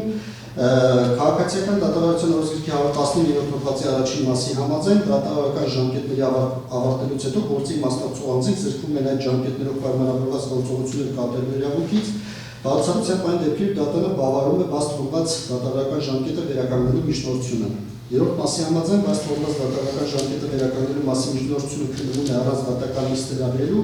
բացառությամբ այն դեպքերում միջնորդությունը ներկայացվել է դատական նիստում։ Միջնորդության քննության արդյունքում կայացվում է որոշում։ Ապացուցման պարտականությունը բաշխելու մասին որոշումը նախնական դատական նիստի ավարտից հետո փոփոխելու վերաբերյալ միջնորդություն ներկայացնելը պայմանավորված է սահմանադրական դատանի որոշման 1776 որոշման համատեքստում դատանի 2025 թվականի սեպտեմբերի 23-ին արտահայտած դիրքորոշումով, որ վարորդը քննվելու է հանցավորության դեմ պայքարի շրջանակներում։ Հաշվի առնելով վերաբերյալը, խնդրում եմ բաց թողնված դատավարական ժամկետը վերականգնելու միջնորդությունը բավարարել եւ 2025 թվականի հուլիսի 11-ին կայացված ապացուցման պարտականությունը բաշխելու մասին որոշումը փոփոխել եւ որպես իրավական հարցադրում սույն քաղաքացիական գործով ապացուցման պարտականությունը բաշխելու մասին որոշման արձանագրել, որ սույն վարորդը քննվելու է սահմանադրական դատանի թիվ 1376 որոշման լույսի ներքո հանցավորության եւ կոռուպցիայի դեմ պայքարի նպատակներից ելնելով, կամ որոշման եզրափակիչ մասում հայցվող կողմի համար սահմանել պարտականություն ապացուցելու նաեւ հանրային ծառայության մասին օրենքի իմաստով պետական պաշտոններ զբաղեցրած Լյով Ազատի Սարգսյանի ողկապակցված անձ լինելը որդուն Նարեկ Լյովայի Սարգսյանի։ Արգելի դատարան նաև նշեմ, որ եվրոպական դատարանը անդրադարձել է նաև այս հարցին, որը պարոն Գրիգորյան անհնար է համարում, որ ընտանիքի անդամից կարելի է բռնագանձել գույք, եթե դա համարվում է հանդիսանում է պաշտոնատար անձի հետ փոխկապակցված անձ, խոսքը 2025 թվականի հունիսի 24-ին Պրոկուրորն ընդդեմ Ռումինիայի գործով Եվրոպական դատարանը հրապարակել է որոշում, որը մասնավորապես վերաբերում է այս հարցին, ապացուցել ներպետական դատարաններին հանգեցրել այն եզրահանգումը, որ դիմորդի ընտանիքի կողմից պետական պաշտոն զբաղեցնելու ժամանակահատվածում ձեռք բերված զգալի ակտիվները չէին կարող ֆինանսավորվել միայն դրա պաշտոնական աշխատավարձով, երբ նա եւ իր ընտանիքը այլ նշանակալի եկամուտի աղբյուրներ չեն ունեցել, դիմորդի ֆինանսական վիճակի ուշադիր ուսումնասիրությունը հաստատել է նրա եկամուտի եւ ակտիվների միջեւ զգալի անհամապատասխանության գոյությունը։ Եվ այդ անհամապատասխանությունը, որը լավ փաստաթղթավորված փաստական եզրակացությունները այնուհետև դարձել է բռնագանձման հիմք։ Այս գործով դատավարության ընթացքում ոչինչ չի ենթադրում, որ դիմորդին զրկել է իր գործը ներկայացնելու ողջամիտ հնարավորությունից, կամ որ ներպետական դատարանների եզրակացությունները ավտոտված են եղել ակնհայտ կամ արտահայտության։ Հարգելի դատարան, մենք հնարավոր ենք համարում, որ սույն հայցատուրումը պետք է քննվի կոռուպցիայի դեմ պայքարի եւ հանցավորության դեմ պայքարի նպատակներից ելնելով եւ թե իրավական հարձակման տեսքով թե նման հայցատուրի վրա դնելով կարծում եմ, որ երկու տարբերակով է հնարավոր ենք համարում, որպեսզի հայցատուրը կարողանա ավելի արդյունավետ իրականացնել հայցատուրի պաշտպանությունը։ Ավարտեցիք։ Այո։ Հարցը։ Պարոն Ենոքյան, նախ միջնորդության երկրորդ էջում եւ ընդհանուր մի քանի տեղ միջնորդության մեջ հետեւյալ կտորն եք նշել, որ դատարանը պարզաբանել է, որ եթե կոռուպցիայի դեմ պայքարի շրջանակներում լիներ խնդիրը, միգուցե դիրքորոշումը այս հարցում այլ լիներ։ Դուք սա վկայակոչում եք ինչ նպատակով, այն նպատակով, որտեղ դուք դրա հիման վրա ուզում եք պնդեք, որ սա իրավական հարցադրում է, թե ուզում եք ասեք, որ դատարանը ապահովնորոշել է, կամ ինչի համար եք սա ասում։ Մենք հաղթած ենք եկել նրան, որ եթե դատարանը նման դիրքորոշում կրել է, ամեն դեպքում կոռուպցիայի դեմ պայքարը քանադառն է, բայց երբ որ 20 սեպտեմբերի 23-ին նշել է, որ բացառապես հանցավորության դեմ պայքարի նպատակն է գործում, մեր համար արդեն կանխատեսել է եղել, որ միայն դատարանը իր վերջնական դատական ակտում արտադրվել կոռուպցիայի հանցավորության դեմ պայքարի նպատակները հարկային թե ոչ։ Լավ, հաջորդը այ նույն երկրորդ էջում նշել եք դրանով պայմանավորված դատարանը կողմերին պարզաբանել է, որ զուտ դատավարական տեսանկյունից եթե ՍԴ-ի լույսի ներքո պետք է ինչ-որ փոփոխություն ներառվի, ապա դա պետք է արվի հայցի հիմքի եւ առարկայի փոփոխությամբ, որը ապացուցման պարտականությունն արդեն իսկ դաշտելու մասին որոշում կայացնելուց հետո, ասենք խոսքը ստեղ վերաբերում այն 24 թվականի որոշմանը ենթադրում, հնարավոր է համարել։ Հետո հաջորդը սկսում եք 2025 թվականի հունիսի 10-ին դատարան միջնորդություն ներկայացվել ապացուցման պարտականությունը դաշտելու մասին որոշումը փոփոխելու եւ այլնի մասին։ Հիմա այստեղ հասկանալ սա, որ դուք ասում եք մենք դատարանի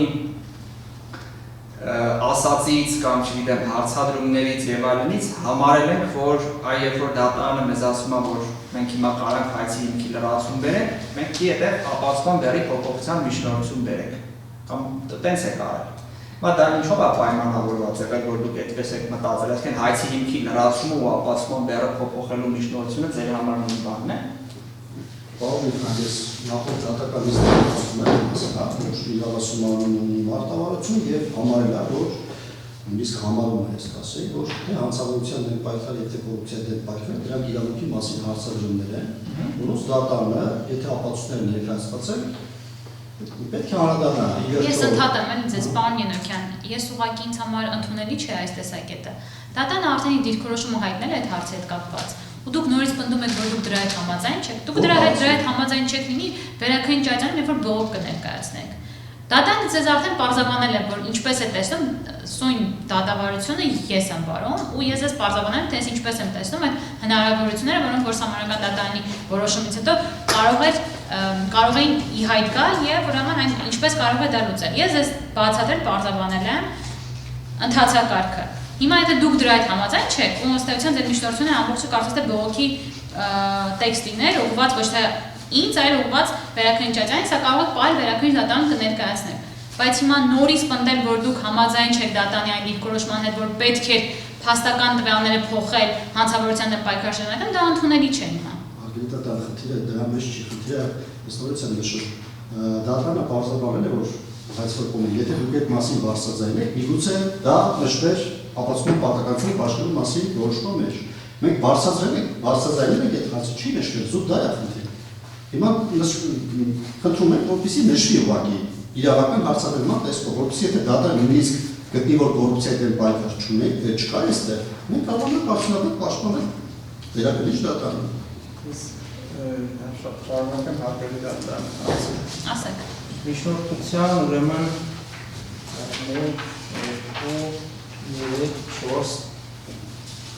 5-րդ էջի 2-րդ կողում գրել է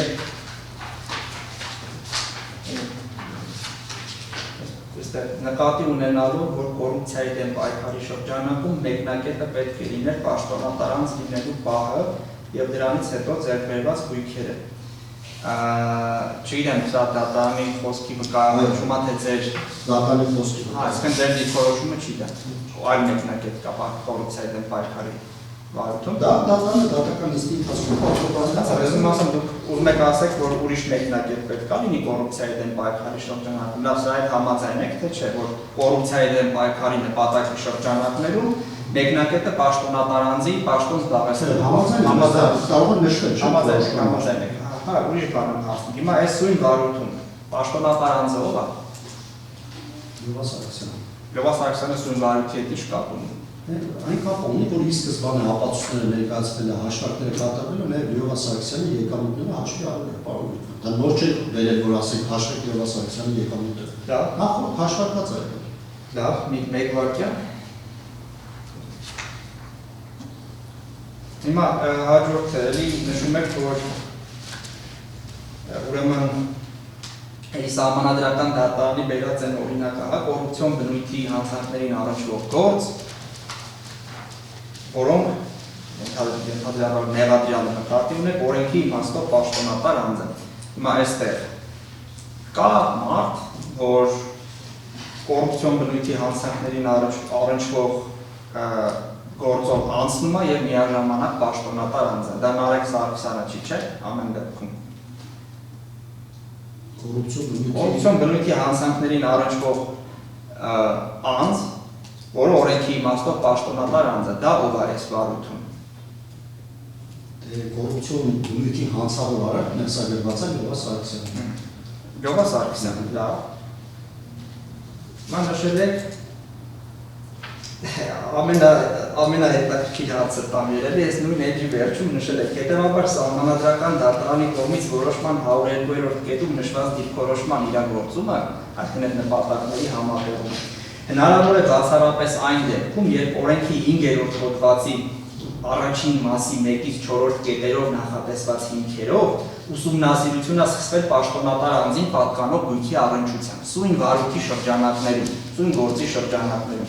Արդյոք ուսումնասիրությունը սկսվել այս հիմքերով պաշտոնատար անձի գույքի առնչությամբ։ Պաշտոնատար անձի գույքի առնչությամբ չի սկսվել, ես նորից նշեցի։ Այդ նպատակները չի վերաբերում, որ պետք է ուսումնասիրությունը սկսվի։ Հասկացա, բայց դուք ձեր վկայակոչած կետում, հենց ձեր վկայակոչած դիրքորոշումը ասում եք բացառապես այս մի դեպքում կարող է այդ նպատակները համատեղվել, բայց փաստորեն այդ մի դեպքը այս գործով չկա։ Կարող է համատեղվել, բայց կարող է այդ վարույթով գույքեր պահանջ ներկայացնել։ Իհարկե կարող է համատեղվել։ Այսինքն այստեղ համատեղում չի կարող լինել, ստացվում է։ Եթե բացառապես այն դեպքում պետք է լինի, եթե մեղադրանքի այստեղ մեկի շորով կետերով է եւ սկսվել եւ հանցավորության դեմ պայքարը, կոռուպցիայի դեմ պայքարը համատեղում է։ Հա, բայց այդ ուսումնասիրությունը սկսվել է պաշտոնատար անձի գույքի առնչությամբ։ Պաշտոնատար անձի փոխկապակցված անձի գույքի առնչությամբ։ Պաշտոնատար անձն ու իրան փոխկապակցված անձը Եթե հիմա մի անձի հետ ընդհանուր տնտեսություն ես վարում, այդտեղ ինչը տարբերակես։ Դե ասեմ, բաղանյանը, քանյակը դա առողջությունների փուլում կասեմ, բայց դեռ շատ կարճ ասեմ։ Չնայած էլի հարցեր ունեմ, բայց ասեմ, օրինակ հիմա այսպեսի մի հատ հարց տամ։ Հիմա եթե դուք այս կարծում եք, որ Լևա Սարգսյանի պաշտոնը կարևոր է, դուք պնդում եք, որ Նարեկ Սարգսյանից բռնագանձման ենթակա գույքերը ձեռք են բերվել Լևա Սարգսյանի միջոցներով։ Թե ձեր համար դա նշանակություն չունի։ Միջոցներով։ Հա, այսինքն դուք երբ որ ասում եք, որ սույն վարույթի շրջանակներում մենք կարող ենք քննարկման առարկա դարձնել Լյովա Սարգսյանին պատկանա, այսպես Լյովա Սարգսյանի պաշտոնը, հա, Լյովա Սարգսյանի պաշտոնավարումից հետո ձեռք բերած գույքերը։ Դուք համարում եք, որ այդ գույքերը պատճառահետևանքային որևէ կապ ունեն այդ պաշտոնի հետ եւ ձեռք են բերվել պաշտոնատար անձի միջոցներով։ Նաև պաշտոնատար անձի միջոցներով։ Նաև այդ որ գույքերն են ձեռք բերվել պաշտոնատար անձի միջոցներով։ Պաշտոնը ստանձնելուց հետո բոլորը, այսինքն բոլոր գույքերը համարյա բոլոր գույքերը։ Այսինքն դրանց դիմաց ըստ ձեզ Լյովա Սարգսյանն է վճարում կատարել։ Լյովա Սարգսյանի հողերով այդ վճարում կատարել։ Որ Նարեկ Սարգսյանը ինչ որ դեպքերով օժանդակել է։ Օժանդակելը մի ժամանակահատվածին ունենք։ Հիմա թե Լյովա Սարգսյանն դա կատարել, թե Նարեկ Սարգսյանն է կատարել։ Մենք գտնում ենք, որ կոռուպցիայի դեմ պայքարի շրջանակներում Լյովա Սարգսյանն է տեղյակ այդ գործակների մասին։ Շատ լավ, իսկ եթե Լյովա Սարգսյանը ուղղակի տեղյակ է, դա ինքնին նշանակում է, որ իր միջոցներով է կատարել։ Ես ուղղակի մի հատ այսպես ուզում հասկանամ, էլի ես ինչից եմ պաշտպանվում ստեղ։ Ես պաշտպանվում եմ նրանից, որ դուք ասում եք, այս գույքերը իրական շահառուի սկզբունքով Լյովա Սարգսյանին են պատկանում, Նարեկ Սարգսյանի անունով են ձևականորեն գրանցված, իրական շահառուի սկզբունքով էլ Լյովա Սարգսյանին են պատկանում, որտեղ ինքն է վճարել դրանց դիմաց, թե դուք ասում եք կապ չունի, Լյովա Սարգսյանն է ձեռք բերել, ով է ձեռք բերել, ով է դրանց դիմաց վճարել, միևնույնն է բանը, ինչ անունը, միևնույնն է ուսումնասիրվող, անկախ նրանից թե ուսումնասիրվող անձին, անկախ նրանից թե պաշտոնատար անձին փոխկապակցված անձը իր սեփական միջոցներով է ձեռք բերել այդ գույքը, թե պաշտոնատար անձի միջոցներով է ձեռք բերել այդ գույքը, մեկը պետք է պատասխան տա սկսած պաշտոնատար անձի պաշտոնավարման բանից սկսած։ Բաղ Գրիգորյան, Նարեկ Սարգսյանը ինչ որ ժամանակահատվածով ձեռք է բերել գույքեր, եւ այդ գումարը գույքերի ձեռքբերման համար իր օրինական եկամուտով չի հիմնավորվել։ Հիմա թե դա Լյովա Սարգսյանի տված գումարների հաշվին է ձեռք բերել, թե մեկ այլ միջոցների հաշվին, մենք դրա պատասխանը չունենք։ Մենք գտել ենք, որ Նարեկ Սարգսյանը ունի ապօրինի գեներացված եկամուտ, որով ձեռք է բերվել գույքեր։ Եվ նշում ենք, որ անուղղակի կերպով, այո, պաշտոնավարման ընթացքում է ձեռք բերվել եւ հնարավոր է, որ Լյովա Սարգսյանի միջոցներով է ձեռք բերված։ Իսկ եթե դուք դա ասում եք հնարավոր է, բայց կոռուպցիայի դեմ պայքարը կոռուպցիայի դեմ պայքարը հենց դրա մասին է վկայում։ Կոռուպցիայի դեմ պայքարը այստեղ վկայակոչվում, որ Լյովա Սարգսյանը զբաղեցրել է պաշտոններ եւ համընկնել է Նարեկ Սարգսյանի գույքային ձեռքբերումների հետ։ Հաջորդը պարոն Յանոքյան, դա որ գրել եք վերջինս բնակվել է Լյովա Սարգսյանի հետ համատեղ։ Այդ տվյալը ձեզ որտեղից կամ ինչով է դա հիմնավորվում, որ համատեղ է բնակվել։ Այդպիսի բան։ Մեղադրանքի որոշումների մեջ կարծեմ վկայակոչվում Դե մեղադրանքը առաջվա դեպքում մեղադրանք է, բայց ասենք այդպիսի բան չկա, վարկած է հանձնվել։ Հիմա մեր կանխավարկածները նման վարկածներն են։ Շատ լավ։ Հաջորդը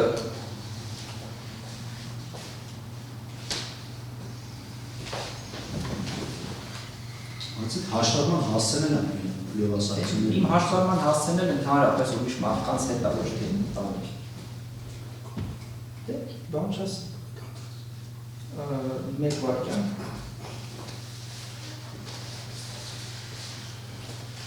Հիմա որ նշել եք, որ Հայց դատարանի հստակ դիրքորոշումը հայցվոր կողմին հայտնի է դարձել 25 թվականի սեպտեմբերի 23-ին կայացած դատական նիստի ընթացքում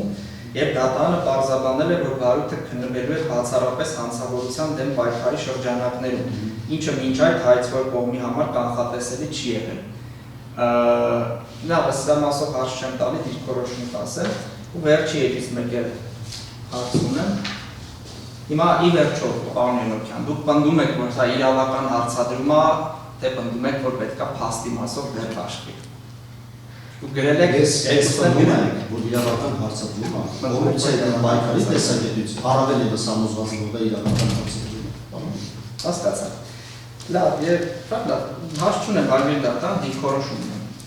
Պատրաստ եք հիմա ներկայացնել։ Ներկայացնեմ։ Ներկայացրեք։ Փորձեմ հնարավորինս այսպես բանով կետ գնալ, նախ պակուրայի գործով վկայակոչված մեջբերումը ճիշտ ասած իմ համար անհասկանալի է, թե ինչ կապ ունի սույն գործի եւ սույն գործով առկա իրավիճակի հետ։ Արդյոք պակուրայի գործով մարդու իրավունքների եվրոպական դատարանը ասել է, որ կարող ես հայցը ներկայացնել X անձի դեմ, միևնույն ժամանակ օրինակի համար արժևորել Y անձի պաշտոն զբաղեցնելու ժամանակահատվածը եւ ըստ էության գործի քննության ընթացքում էլ պնդել, որ դու պետք է պատասխան տաս օրինակ նրա համար, որ այդ Y անձը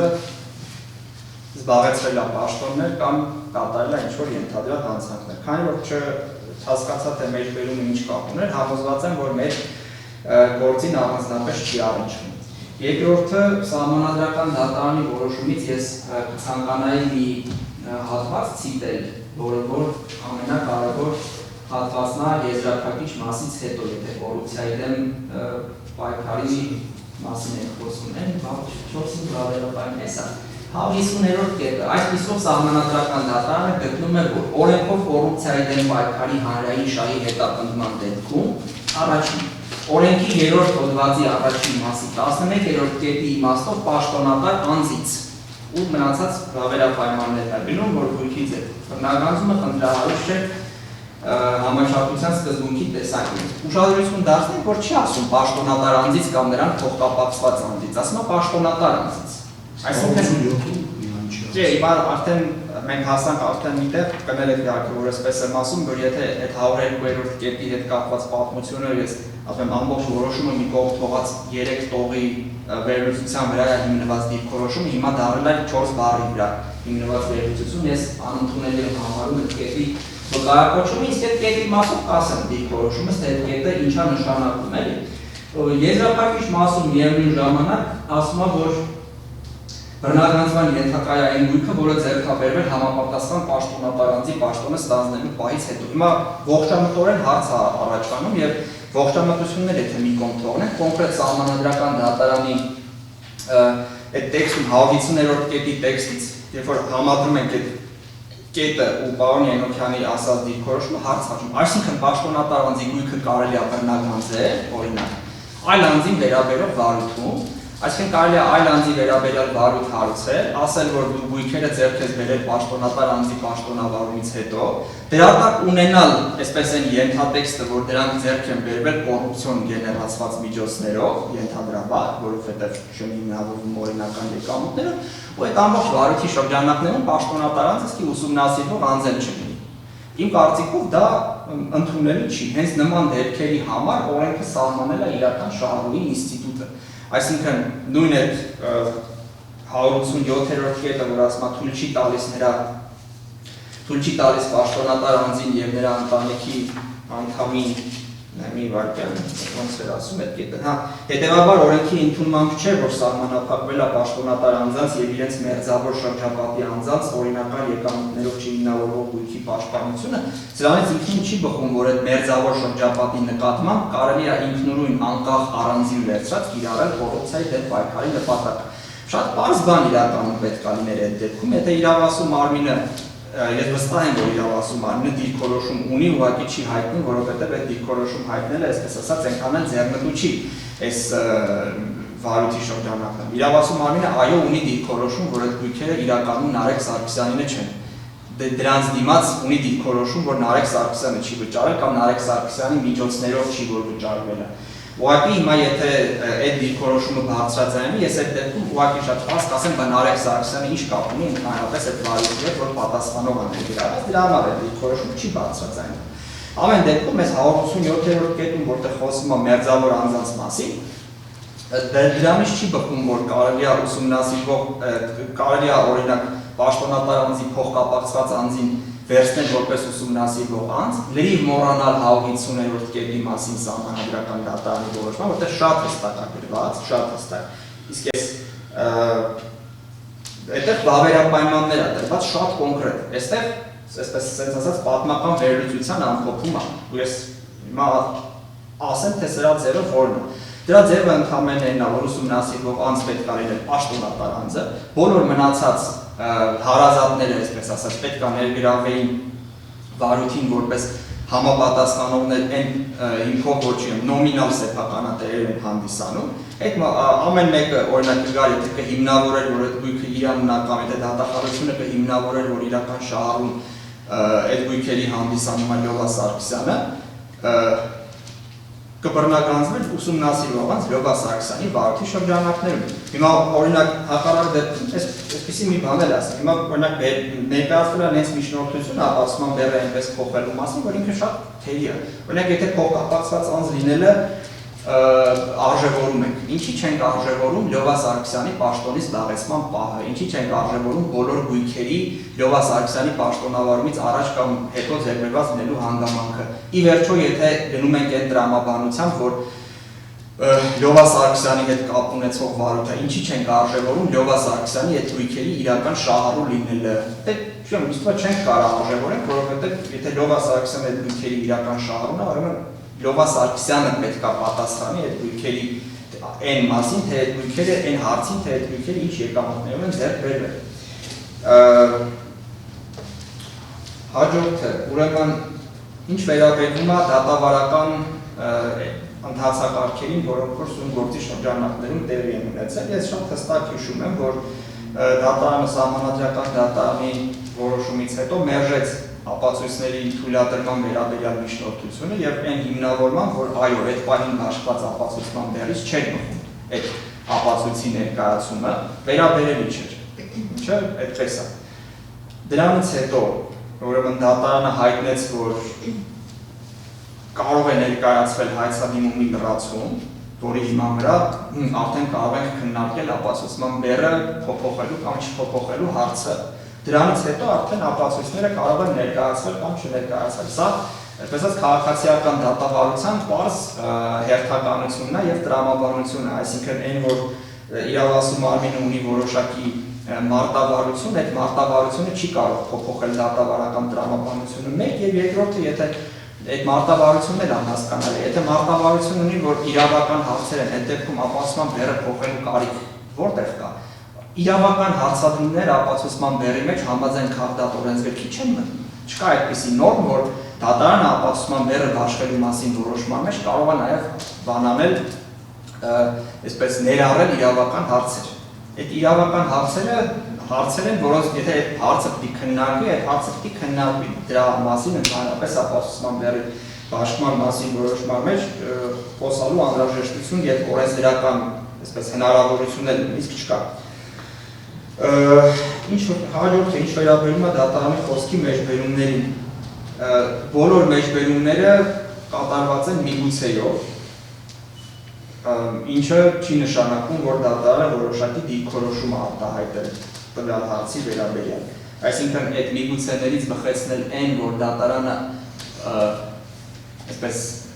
մենք դատարանի խոսքից հասկացել ենք, որ կոռուպցիայի դեմ պայքարի դեպքում իրավական հարց է, կարծում եմ դա այդպես չի։ Դա ընդհանրապես այսպես կարող է քննարկման ենթակա լինել իրավական հարցը, թե իրավական հարց չի։ Ես այդպես եմ հասկանում եւ կարող է որոշվել նաեւ, որ իրավական հարց չի։ Ոնց որում իրավական հարց չի դա։ Դա ապացուցման բերում կոնկրետ փոփոխություններ ենթադրող հարց է։ Ու ես տեսել եմ ուրեմն ապացուցման բերի բաշխման որոշումներ, որոնք որ կոռուպցիայի եւ հանցավորության եւ կոռուպցիայի, որտեղ որ եւ հանցավորության դեմ պայքարի եւ կոռուպցիայի դեմ պայքարի նպատակ արձանագրվել, որտեղ օրինակ դատարանը բաշխել է ապացուցման բերով փաստ, որ օրինակ իրավասու մարմինը պարտավոր է ապացուցել, որ այս գույքերը ձեռք են բերվել պատասխանողի պաշտոնավարումից հետո, բայց ոնց կարա դա լինի իրավական դիրքորոշում բացառապես։ Բայց կարող է օրինակի համար հայցադիմումի մեջ սխալ է նշած, ասենք գույքերի երբեն ձեռք բերվել։ Կարող է ասենք պարզվում է, որ իրականում ինչ-որ մի գույք պաշտոնավարումից առաջ է ձեռք բերվել, չէ՞ որ դա պետք է ապացույցների հետազոտման գույքերի ձեռքբերման ամսաթիվը պետք է հաստատվի ապացույցների հետազոտմամբ, չի կարող կոռուպցիայի դեմ պայքարի նպատակը բացառապես իրավական հարցի շրջանակներում քննարկվել։ Այն թե արդյոք կարող է վարույթը քննվել կոռուպցիայի դեմ պայքարի շրջանակներում թե չէ, դա իրավական հարց է համաձայն եմ, բայց այդ կոռուպցիայի դեմ պայքարի շրջանակը կիրառելու համար անհրաժեշտ փաստակազմը արժևորվում է թե չէ, դա արդեն ապացուցման բեռը բաշխելու մասին որոշման շատ կոնկրետ հարց է, որը իրավունք շատ կոնկրետ փաստեր պետք է պարունակի։ Հաջորդը գտնում եմ, որ այսօրը տնօրինչականության սկզբունքը ճիշտ չի մեկնաբանում, այսինքն տնօրինչականության սկզբունքից ելնելով որոշել մարտավարություն, դա չի նշանակում, որ այսօրը իրավունք ունի դատավարական գործողությունները կատարել կամայական հերթականությամբ, այսպես ասած, եւ ընդ որում նշեմ, որ տնօրինչականության սկզբունքի մեջ չի էլ մտնում ապացուցման բեռի փոփոխման վերաբերյալ միջնորդություն ներկայացնելը։ Տնօրինչական գործողությունները վերաբերվում են այն գործողություններին, որոնց հիման վրա վարույթը սկսվում է, շարունակվում է կամ կանգնում է, այսինքն կասեցման միջնորդություն ներկայացնելը դա տնօրինչականության սկզբունքի դրսևորում չի։ Հայց ներկայացնելն է տնօրինչականություն, հայցի լրացում ներկայացնելն է տնօրինչականություն, հայցից հրաժարվելն է տնօրինչականություն, հայցը ընդունելն է տնօրինչականություն, հաշտության համաձայնություն կնքելն է տնօրինչականություն, իսկ մնացածը պարզապես դատավարական իրավունքներ են, որոնք որ ունեն իրանց իրականացման պահը եւ ընդ որում տնօրինչական իրավունքներն էլ իրանց իրականացման պահ ունեն, այնպես չի որ օրինակ հայցի հիմքի լրացումը կամ հայցի առարկայի լրացումը մարտավարությունից ելնելով կարող է որոշվել ցանկացած կամայական պահի կատարել։ Հիմա այսպես ասեմ, բացի նրանից ես մի բան էլ ասեմ, մենք առանց հետ էլ այսպես չասեմ զիջել ենք այդ դիրքը, որ համաձայն չենք եղել ի սկզբանե, որ ապացուցման բեռը ենթակա է փոփոխման եւ ընդհանրապես ենթակա է հայցը լրացման այդ հնարավորությունը ենթակա է տրման, բայց այս էլ արձանագրենք, որ մենք այդ մասին, մեր կողմը այդ մասին նախորդ դատական նիստերում բարձրաձայնել ենք։ Այսինքն այն, որ այդ հնարավորությունը ընդհանրապես տրվել է իրավասու մարմնին, մեր համար դա արդեն եղել է խնդրահարույց։ Իսկ այն, որ իրավասու մարմինը այդ հնարավորությունից չի օգտվել եւ հիմա այսպես մի հատ էլ է այդ հնարավորությունը ուզում, դա ոնց որ արդեն դատավարական տեսանկյունից մեր համար անընդունելի է։ Եթե առաջի դեպքը դեռ փորձենք բացատրել սահմանադրական դատարանի որոշմամբ, երկրորդ դեպքը որևէ բացատրություն չունի։ Հիմա պարտադիր չի, որ ասենք, այսպես ասեմ, հիմա ոնց որ ես կամ օրինակ դատարանից հարցնեմ հարգելի դատարան, որ օրինակ վկա հրավիրելու միջնորդություն բերեմ, կբավարարեք, դատարանը ինձ ասի, այո, ես ասեմ, այ նոր իմ համար պարզ դարձավ, որ ես պետք է այս միջնորդությունը բերեմ։ Ես մինչև այդ չգիտեի, որտեղ ընդհանուր առմամբ դե մտածում էի, որ կարող է օրենքի այս հոդվածը կիրառվի ու մեր այսինքն գործողությունները պետք է կատարվեն, քանի որ նաև պարոն Յանոքյանն էլ խոսած իր բանում ելույթում վերագրնիչ բողոք, իսկ գործողությունները պետք է կատարվեն այն տրամաբանությամբ, որ կողմը կամ կողմի ներկայացուցիչը համարում է ճիշտ, ոչ թե այն տրամաբանությամբ, որ տրամաբանության մեջ, որ այսպես բանանում սահմանում է դատարան։ Այսինքն կողմը ինքը իր մարտավարությունը որոշում է, կողմը ինքը կրում է իր որոշած մարտավարության հետևանքները, ընդ որում այդ մարտավարության հետևանքներն էլ փորձում է առաջ տանել մինչև վերջ։ Հաջորդը նա բովանդակային առումով արդեն անդրադառնալով բուն միջնորդությանը նշեմ, որ այո, կոռուպցիայի դեմ պայքարում գույքերի բռնագանձման մեկնակետը պաշտոնատար անձ լինելու պահն է, բայց ոչ թե ցանկացած մարդու պաշտոնատար անձ լինելու պահն է, այլ ուսումնասիրող անձի պաշտոնատար անձ լինելու պահն է։ Այստեղ ուսումնասիրող անձը պաշտոնատար անձ չի։ Ինչ վերաբերում է մերձավոր շրջապատի անձանց օրինական եկամուտներով չի հիմնավորվող գույքի պաշտպանությունը պես օրենքի ուժով սահմանափակված լինելու, ես արդեն նշեցի, որ պաշտոնատար անձը չի կարող ներողություն, պաշտոնատար անձի մերձավոր ազգականը, եթե ունի գույք, որի իրական շահառու պաշտոնատար անձն է, այդ գույքը կարող է կապակցվել պաշտոնատար անձի հետ, բռնագանձվել նրան վերաբերող վարույթում, այդ վարույթում պաշտոնատար անձը կհանդիսանա ուսումնասիրող անձ, նրան կտրվի այն հարցը, թե քեզ որտեղից է գույքը, եւ ինքը կախված իր պատասխանից արդեն կորոշվի, այսպես ասած, գործի ելքը։ Տվյալ գույքի ճակատագիրը։ Իսկ եթե կա որևէ գույք, որը որ պաշտոնատար, եթե կա որևէ գույք, որը որ պաշտոնատար անձի հետ կապ չունի, պատկանում է նրա մերձավորին, այստեղ եկեք հասկանանք, օրինակ Նարեկ Սարգսյանը ինչ կոռուպցիա դրսևորելու հնարավորություն ուներ, ոչ մի։ Ինքը պաշտոնատար անձ չի եղել։ Ինքը ինչ անհամատեղելիության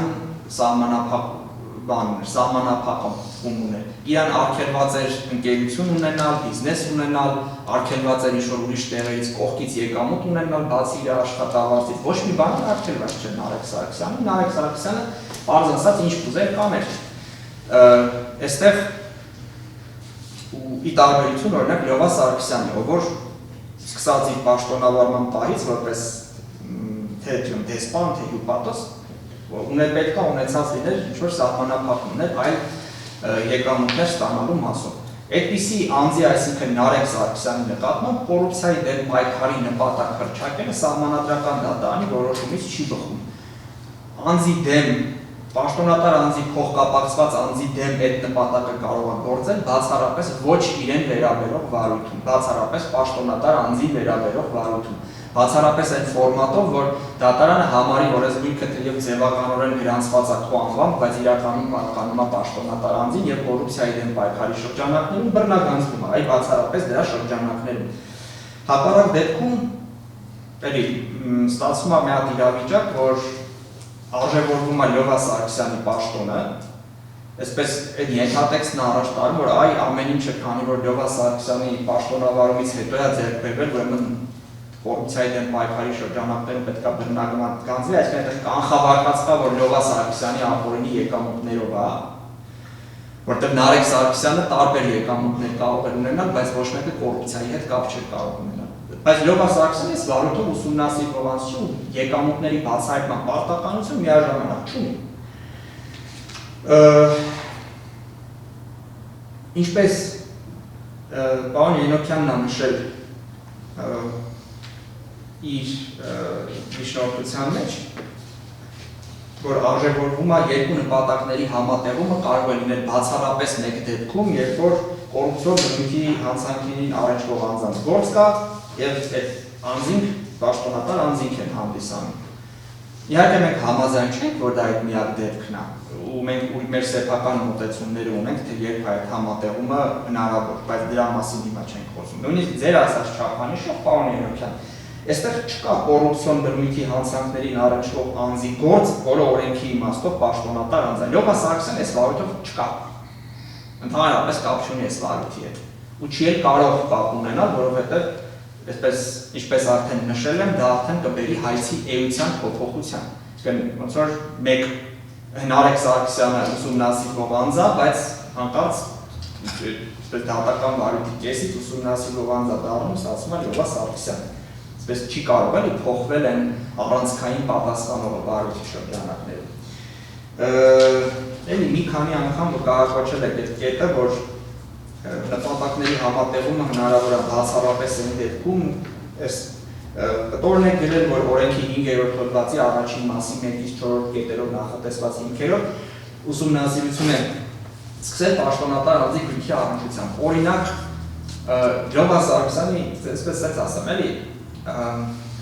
ես նույնիսկ չգիտեմ, Լյովա Սարգսյանի վերաբերյալ սկսված ուսումնասիրության հետ կապված փաստաթղթերը սույն գործի շրջանակներում բերել եք, թե չէ, այսինքն Լյովա Սարգսյանը ուսումնասիրող անձ որևէ ապացույց կա գործում, որ հանդիսանում է, թե որևէ ապացույց չկա, որ հանդիսանում է։ Շատ լավ, եթե հանդիսանում է։ Այդ դեպքում ինչ է ստացվում։ Լյովա Սարգսյանի վերաբերյալ երկու ուսումնասիրություն է իրականացնում։ Լյովա Սարգսյանի պաշտոնը երկու վարույթների շրջանակներում է քննարկման առարկա դարձվում։ Մի հատ Նարեկ Սարգսյանին առնչվող վարույթում, մի հատ բուն իրեն առնչվող վարույթում։ Այստեղ Նարեկ Սարգսյանը չի հանդիսանում անձ, որը որ եւ իր նկատմամբ 1-ից 4-րդ կետերով ուսումնասիրություն ասացնել եւ միաժամանակ պաշտոնատար անձ է։ Հետեւաբար նորից եմ նշում, որ չի կարող նրա վարույթում լինել նպատակների համատեղում եւ որևէ նշանակություն չունի այն հանգամանքը, որ Նարեկ Սարգսյանի գույքերը գեներացվել են մի ժամանակահատվածում, երբ հայրը ուսումնասիրությունը սկսելու պահին գործող հանրային ծառայության մասին օրենքի համաձայն հանդիսացել է պաշտոնատար անձ։ Որևէ նշանակություն չունի սույն վարույթի շրջանակներում, թե Լյովա Սարգսյանը որդուին ինչ պաշտոններ է զբաղեցրել։ Որևէ նշանակություն չունի այն հանգամանքը, որ Լյովա Սարգսյանը հանդիսանում է Նարեկ Սարգսյանի հայրը այս տեսանկյունից, որ արդյոք կոռուպցիայի դեմ պայքարի նպատակը կարող է գործել սույն վարույթի շրջանակներում, թե չէ։ Որևէ նշանակություն չունի այն հանգամանքը, որ գույքերը ձեռք են բերվել համապատասխան պաշտոնները ստանձնելուց հետո Լյովա Սարգսյանը։ Կարող է կրկնվում են, բայց միջնորդության մեջ էլ շատ մտքեր կան, որ բան։ Ուրեմն ես հաջորդի չեմ համարում, որ դատարանը ընդհանրապես ունի որևէ պարտականություն հայտարարելու, թե գործը որ նպատակի շրջանակներում է քննվում։ Դա երևում է դատարանի կողմից հաշված ապացուցման բերից։ Այսինքն դա է իր հերթին նպատակը ի վերջո ինքնին արժեք չունեցող գաղափարը կամ եթե նույնիսկ ինքը արժեքել ունի, ինքը պետք է արտացոլված լինի ապացուցման բեռի մեջ։ Այն պահից սկսած, երբ որ ապացուցման բեռը ձեր միջնորդությամբ պարոնի ենթությամբ փոփոխվեց, դուք ինքներդ էլ հենց բանի հանցավորության մասին եք կարծես թե խոսում։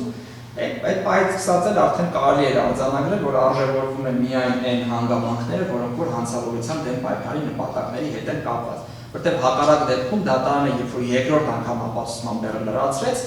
շատ հանգիստ կարող էր մեջը նաև ավելացնել այն փաստերը, եթե համաձայն լինել, որ այստեղ կոռուպցիայի դեմ պայքարի նպատակներ կա,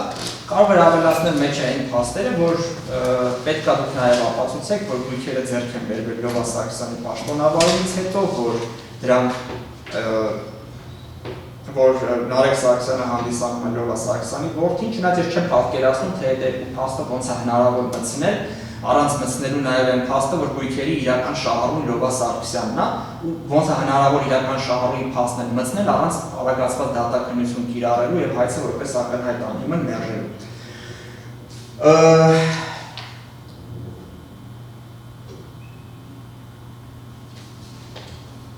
Ըստ էության անկելի դատարան։ Այս բանը եւ վերջում նորից նշեմ, որ Նարեկ Սարգսյանի վերաբերյալ հարուցված վարորդը կարող է վերաբերվել միայն Նարեկ Սարգսյանի օրենքի իմաստով պատկանող գույքերի բռնագանձմանը, դա չի կարող վերաբերվել Լյովա Սարգսյանի օրենքի իմաստով պատկանող գույքերի բռնագանձմանը եւ չի կարող վերաբերվել այս թվում այն գույքերի բռնագանձմանը, որոնց իրական շահառուն Լյովա Սարգսյանն է։ Իսկ եթե կատարվում է պնդում, որ էական է Լյովա Սարգսյանի պաշտոնավարման ամսաթիվը, նշանակում է, որ դրա տակ ընկած է այն գաղափարը, չի կարող ընկած չլինել այն գաղափարը, որ ուրեմն այդ գույքերի դիմաց վճարումը կատարել է Լյովա Սարգսյանը, ով որ պաշտոն զբաղեցնելու փաստի ուժով չէր կարող կատարել այդ վճարումը, որտեղ չպետք է ունենար այդքան եկամուտ, բայց կատարել։ Իսկ եթե իրական շահառուի հարցը բարձրացվում, եթե այսպես այդ տրամաբանության մեջ նայենք, ուրեմն մեր համար ակնհայտ է, որ արագացված դատաքննության կարգով անգամ հայցը կարող է մերժվել, որովհետև որպես եմ ասում, հայցը ներկայացվել է սխալ պատասխանողի դեմ ստացվում։ Հայցը ներկայացվել է մի պատասխանողի դեմ, որ հիմա եթե Նարեկ Սարգսյանը ապացույցների հետազոտմամբ օրինակ պարզվի, որ ուներ այդպես մեծ եկամուտներ, որը որ իրավասու մարմինը չէր հայտնաբերել։ Ոնց կարող է այն մեղադրանքի պայմաններում, երբ որ օրինակ ինքներդ գրել եք, որ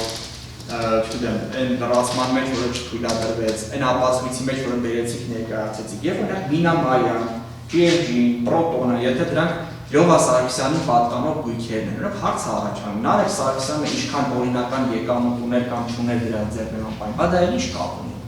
այդ դեպքում, եթե Լյովա Սարգսյանի գույքերն են եղել, որ Նարեկ Սարգսյանի անունով ձևականորեն գրանցվել, ոչ մի կապ չունի նշանակում։ Դրա համար պնդում եմ, որ չի կարող Նարեկ Սարգսյանի վարույթի շրջանակներում քննարկման առարկա դարձվել Լյովա Սարգսյանին պատկանող գույքերի,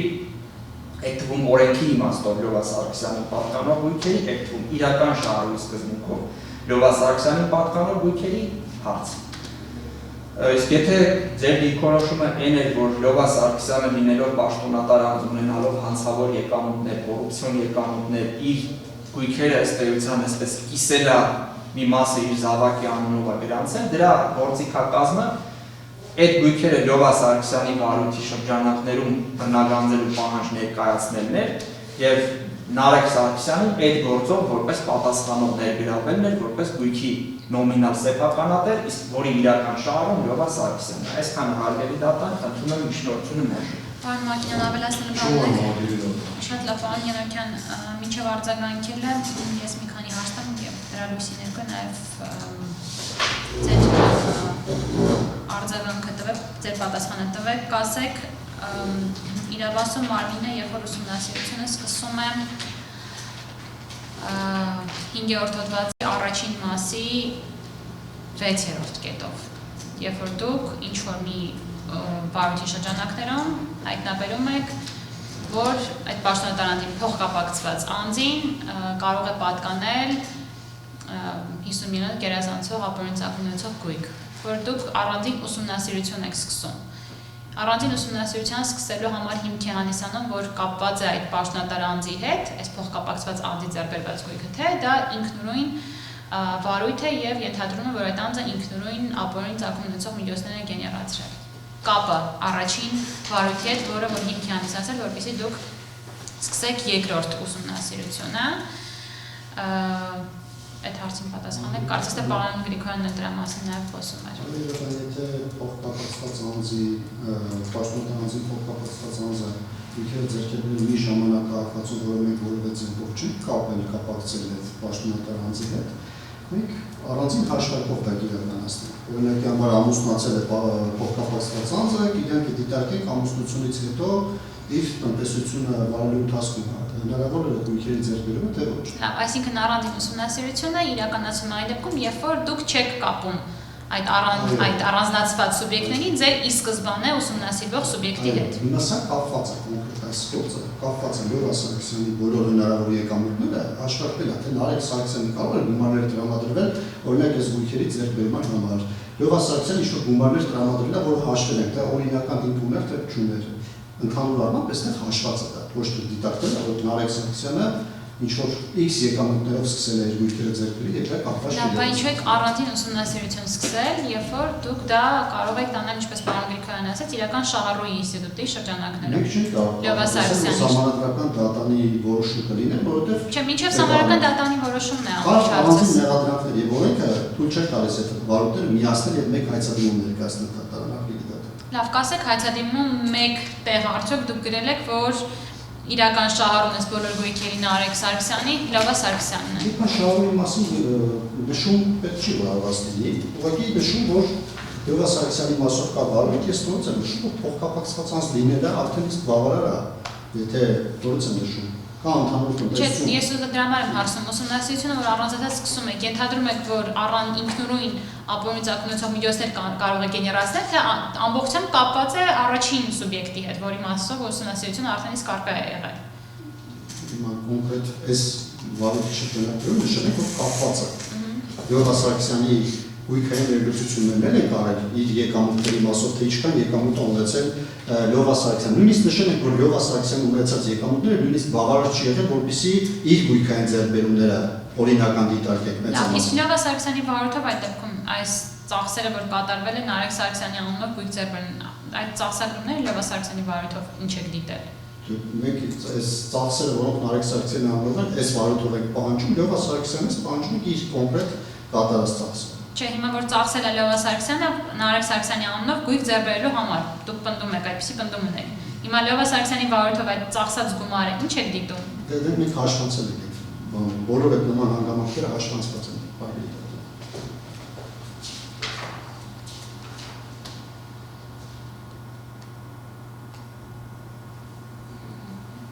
Հիմա ձեր հայցադիմում, ես ուղղակի ձեռքից տակ չկա դեր հայցադիմում ամբողջ տրամաբանությունը գնում է նրան, որ Նարեկ Սարգսյանը ինքնուրույն որևէ միջոց չի գեներացրել։ Ինքնուրույն միջոցներ, եթե գեներացվել է, օրինականա նշել ենք, բայց ապօրինի նկատի ունենք, առհասարակ։ Առհասարակ վերլուծել ենք, որ օրինական եկամուտներ ունեցել է, բայց նաև նշել ենք, որ Լևա Սարգսյանը ինչ որ X քան, օրինակ 6-րդ էջում մենք նշել ենք, որ Լևա Սարգսյանի պատկանող գույքեր ուսումնասիրության առարկա է դարձվել թիվ 22-46-20 ուսումնասիրության, որը արդեն իսկ հայցադիմում է դարձել, եւ այստեղ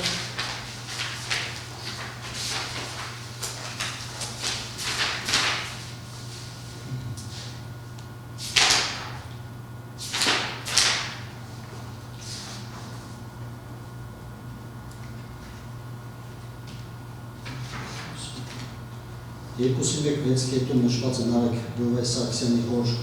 զբաղեցրած պաշտոնների մասին, ի սկզբանե հայցադիմում, որ հանրային պաշտոններ զբաղեցրել Լևա Սարգսյանը, նշել ենք ընդհանուր ստացած իր եկամուտները, իր աշխատանքային գործունեության ընթացքում Լևա Սարգսյանը թե ինչքան գումարներ է ստացել, եւ կա եզրահանգում Նարեկ Սարգսյանի ընտանիքի անդամների եկամուտները բավարար չեն դիտարկվել նույնիսկ իրենց ունեցած ավանդերի կուտակման համար, մինչդեռ նրանց կողմից կատարվել են նաև ծախսեր եւ անշարժ եւ շարժական գույքերի ձեռքբերումներ, որոնք օրենքի իմաստով ուսումնասիրության առարկա են դարձվել իրենց վերաբերելի վարույթների շրջանակներում, այսինքն նկատի ունենք Լևա Սարգսյան, Անի Սարգսյան վարույթները։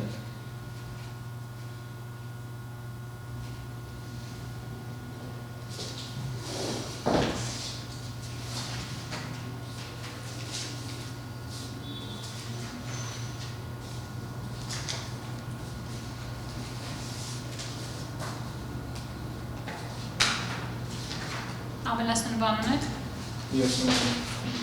Ես ընդհանրապես Բերիկյանի առողջությունների երկու հակապաստակ, որ եթե մենք կանոնիչականության սկզբունքով կայացնում ենք միջնորդության մեջ, դա կայացված է զոտ 5-ի փոփոխության մասով, պարոն Բերիկյան, ոչ թե դերի բաշխման որոշման մասով։ Նարեկ Սարգսյանի նորից եմ ասում, դուք նշում եք, որ պաշտոնատար անց չի եղել կոռուպցիայի պայքարը չկա, այդ կոռուպցիոն հանցանքներ, որպես այդպեսին դերսագրված են Նարեկ Սարգսյանին, խոսքը նախին քննական օրենսգիրքի 190 հոդված, ներկայիս 296 հոդվածի մասին է, եւ դուք նշում եք, որ դա պետք է կատարվեր 5-ի փոփոխությամբ, բայց դուք երևի թե մոռացել եք, որ նշում եք, որ դա հնարավոր չէ ապաստման բեռը բաշխելուց հետո իրականացնել։ Դուք նման պնդումներ ունեք, որ դա հնարավոր չէ իրականացնել, պարոն Բերիկյան, եւ դրա համար ես նշում եմ, որ քաղաքացիական դատավարության օրենսգիրքում նման հնարավորություն մեկ անգամ հայցող կողմին տալը, դա չի փոխում քաղաքացիական դատավարության օրենսգիրքը, այսինքն հայցող կողմը ունի մեկ հնարավորություն դա կատարելու համար։ Հիմա հայցող կողմը ես դեռ նկատի ունեմ, որ իր կանոնիչականության սկզբունքից ելնելով որոշում է երբ ամրապնդի հայցը։ Սա է։ Չբանեք ասել բանը։ Նախ սահմանադրական դատարանի որոշումից հետո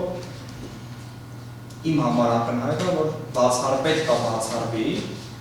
պաշտոնատար անձի փոխկապակցված անձի նկատմամբ, որ մեղադրյալ չի հանդիսանում, առանձին վարույթի հարուցումը, որովհետև այդ մարդը սուբյեկտ չի կոռուպցիայի դեմ պայքարի։ Կոռուպցիայի դեմ պայքարի 150-րդ կետի կրիտերիաների տակ այդ մարդը չի ունի։ Ու եթե հանցավորության տակ էլ չի ունում, ակնհայտ է, որ ինքը մենակ կարող է լինել ածանցյալ սուբյեկտ պաշտոնատար անձին վերաբերող վարույթում։ Դա, այսպես, սահմանադրական դատարանի որոշման ազդեցությունն է։ Այդ 150-րդ կետը շատ հստակ գրված կետ է, որը այլ մեկնաբանության տեղիք կարծում եմ չի տալիս։ Այսինքն, սահմանադրական դատարանի որոշումից թե հետո թե առաջ, ըստ ՍԴ որոշման, այսպես ըստ ՍԴ որոշման տեքստի, կարելի է ուսումնասիրություն սկսել միայն հանցանքի մեջ մեղադրվող անձի նկատմամբ կամ նախկինում պաշտոն զբաղեցրած կամ ներկայումս պաշտոն զբաղեցնող անձի նկատմամբ։ Իսկ նրան փոխկապակցված անձի գույքը կարող է դառնալ ուսումնասիրման առարկա, եթե այդ գույքը փոխկապակցվում է պաշտոնատար անձի հետ, եթե պաշտոնատար անձը այդ գույքի իրական շահառու է։ Սա մեկ։ Երկրորդը, որ պարոն Ենոքյանը նշեց, որ չէինք կարող մեղադրանքները միացնել։ Ինչ պատահել է, որ ամեն մի մեղադրանքով առանձին ուսումնասիրություն հարուցվել։ Դրա հնարավորությունը շատ լավ էլ կար, այսինքն այն, այսպես ասեմ, այն ընտանիքներում, որտեղ մի հոգի է մեղադրյալ լինում, դատախազությանը ոչ մի բան չի խանգարում։ Այդ մի մեղադրյալին ճանաչել որպես ամբողջ գույքի իրական շահառու, ուսումնասիրությունը սկսել է մի անձի վերաբերյալ, մյուսներին բերել ներգրավել որպես պատասխանող եւ ասել, որ ամեն ինչը իրան է։ Հետևաբար կարող էին վարույթները միավորվել, ուղղակի, այսպես ստացվել, որ այդ 3 մեղադրյալների նկատմամբ էլ հարուցվեց, բայց մեղադրանքներից միայն մեկի հիմքով հարուցվեց, բայց 3-ին էլ ծածկեց այդ վարույթը։ Հաջորդը, որ նշում եք պարոն Ենոքյան, ասում եք Լյովա Սարգսյանի բաները իր ծախսերին էլ չէին հերիքում։ Ձեր դերած մեղադրանքից հետևում է, որ Նարեկ Սարգսյանի ծախսերն էլ էին իր ծախսերը։ Այսինքն այստեղ ինչ-որ ծախս, որը հենց Իրանն է, ծախս, որը որ իրեն Նարեկ Սարգսյանինն է, ինչ-որ բան չկա, էլի, ինչ-որ տարանջատման բան, ձեր ներկայացված նոր մեղադրանքի տեսանկյունից չկա։ Տնօրինչականության մասով նշեմ, որ դա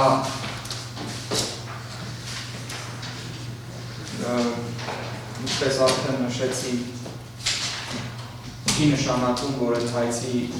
հիմքի լրացումը կարող է կատարվել ցանկացած պահի։ Կոռուպցիոն հանցանք ասվածը, որ ասում եք Նարեկ Սարգսյանի դեմ կոռուպցիոն հանցանք ամեն դեպքում կոռուպցիոն հանցանքին է մեղադրանքը առնչվում, սահմանադրական դատարանի որոշման տեսանկյունից հստակ է, որ կոռուպցիոն հանցանքը ու կոռուպցիայի դեմ պայքարը տարբեր բաներ են, այսինքն կոռուպցիոն հանցանքը դա հանցավորության դեմ պայքարի շրջանակ է գնում, իսկ պաշտոնատար անձ լինելը գնում է կոռուպցիայի դեմ պայքարի շրջանակ։ Հետևաբար կոռուպցիոն հանցանքը եւ կոռուպցիան սահմանադրական դատարանի որոշման իմաստով կոռուպցիայի դեմ պայքարը դրանք տարբեր բաներ են։ Եվ մի բան էլ ասեմ, Այո, ես դեմ եմ, որ պետք է մեկ հնարավորություն տրվի հայցվորին այդ փոփոխությունը կատարելու, որտեղ ես պնդել եմ, որ պետք է 0 հնարավորություն տրվի։ Բայց ամեն դեպքում այդ մեկ հնարավորությունը տրվել է։ Հիմա այդ մեկ հնարավորությունից հետո երկրորդ հնարավորությունը արդեն անհասկանալի է, լավ մի բան էլ ասեմ այդ դեպքում, էլի, եթե այսպես խնդիրը նրանում է բարձրացվում եւ դրվում, որ հնարավորություն չի տրվել հայցի հիմքը լրացնել, հայցը։ Ինչի հիմա այս միջնորդությունը, օրինակ հայցի հիմքի լրացման միջնորդությունը չի, նորից ապացուցման բեռի փոփոխման միջնորդությունը։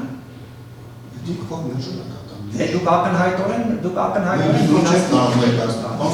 Չէ, դե հիմա դուք ստեղ ուրիշ բաներ եք գրել, փոխել եք եղան, բայց էլի ապացուցման բեռի փոփոխություն եք։ Այդ ապացուցման բեռի փոփոխությունը չգիտեմ, էլի, այդ ապացուցման բեռի փոփոխության միջնորդություն ներկայացնելու հնարավորություն օրինակ դուք ունեցել եք, արել եք։ Բավարարվել է դա։ Այն որ հայցի հիմքը լրացնելու հնարավորություն ձեզ չի տրվել ժամանակին, ենթադրաբար, դա ինչ կապ ունի ապացուցման բեռը եւս մեկ անգամ դատաքննության փուլում փոխելու միջնորդության հետ։ Իմ կարծիքով ոչ մի։ Ավարտեցին կողմերը դիրքորոշումները։ Շատ լավ, դատարանը քննարկելով հայցվորի կողմից բերված միջնորդությունը նախ բաստանված դատավարական ժամկետը վերականգնելու մասին Պարոն Յանաքյան, կասեք սա, որ բաստանված դատավարական ժամկետին է վերաբերում։ Նշել եք բաստանված դատավարական ժամկետը վերականգնելու մասին միջնորդությունը բավարարում է, սա ինչ ժամկետի մասնավորում։ Դատական ինստիտուտում նոր միջնորդությամբ եք հանդես գալիս։ Չէ, բայց այսինքն դուք այս միջնորդությամբ երբ կարող եք հանդես գալ, որ այդ ժամկետում հանդես չեք եկել, հիմա խնդրում եք, որպեսզի վերականգնվի այդ բաստանված ժամկետը։ Դժվար եմ ասում, եթե միգուցե կարիքը չկար նշել, որ բաստանված ժամկետը հարկելի համար չէ կարող ասել, բայց այսօր կողմը ապահովության համար նշել են նաև բաստանված ժամկետի միջնորդություն։ Եթե չկա, դատանը գտնում է, որ նման կարիք չկա, Դատանը գտնում է, որ նման կարիք կա, պարոն Յանաքյան, ու խոսքը վերաբերում է դատանի գնահատմամբ, այս միջնորդությունը կարող էր ներկայացվել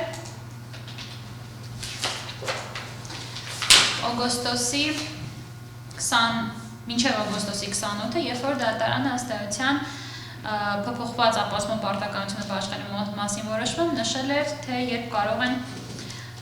կողմերը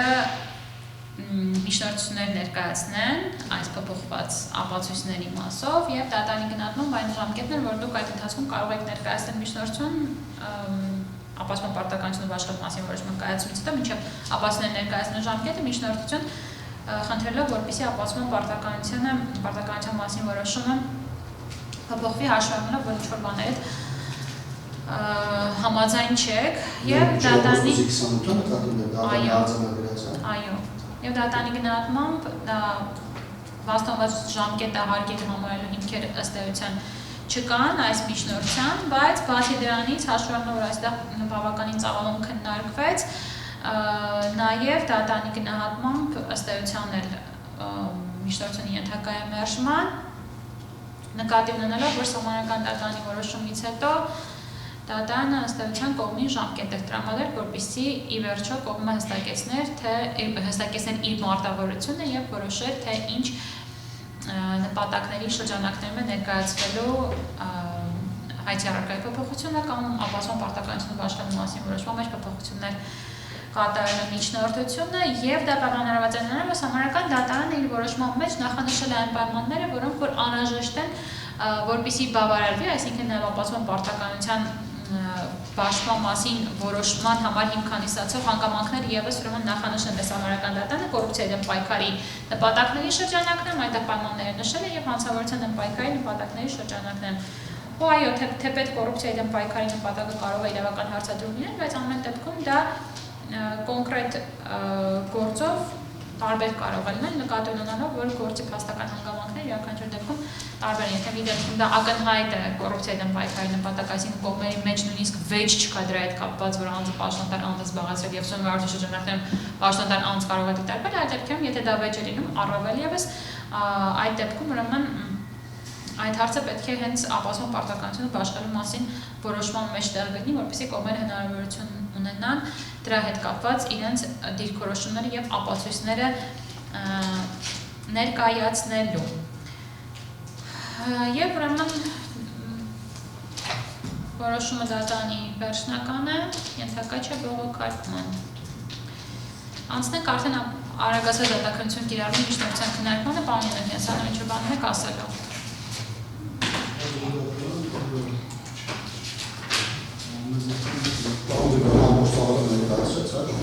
Այո։ Աշխատանքային եւ աշխատանքային նոր ժամկետի հավաքը հնարավորություն տալ հաջորդ դատականիստերին։ Ինչքան ժամկետ է ձեզ անհրաժեշտ։ Դատական աշխատանքի ծանրաբեռնությունը եւ որ գտնվելու է մարզապետում Չէ։ 30 օր։ Եվ հանից։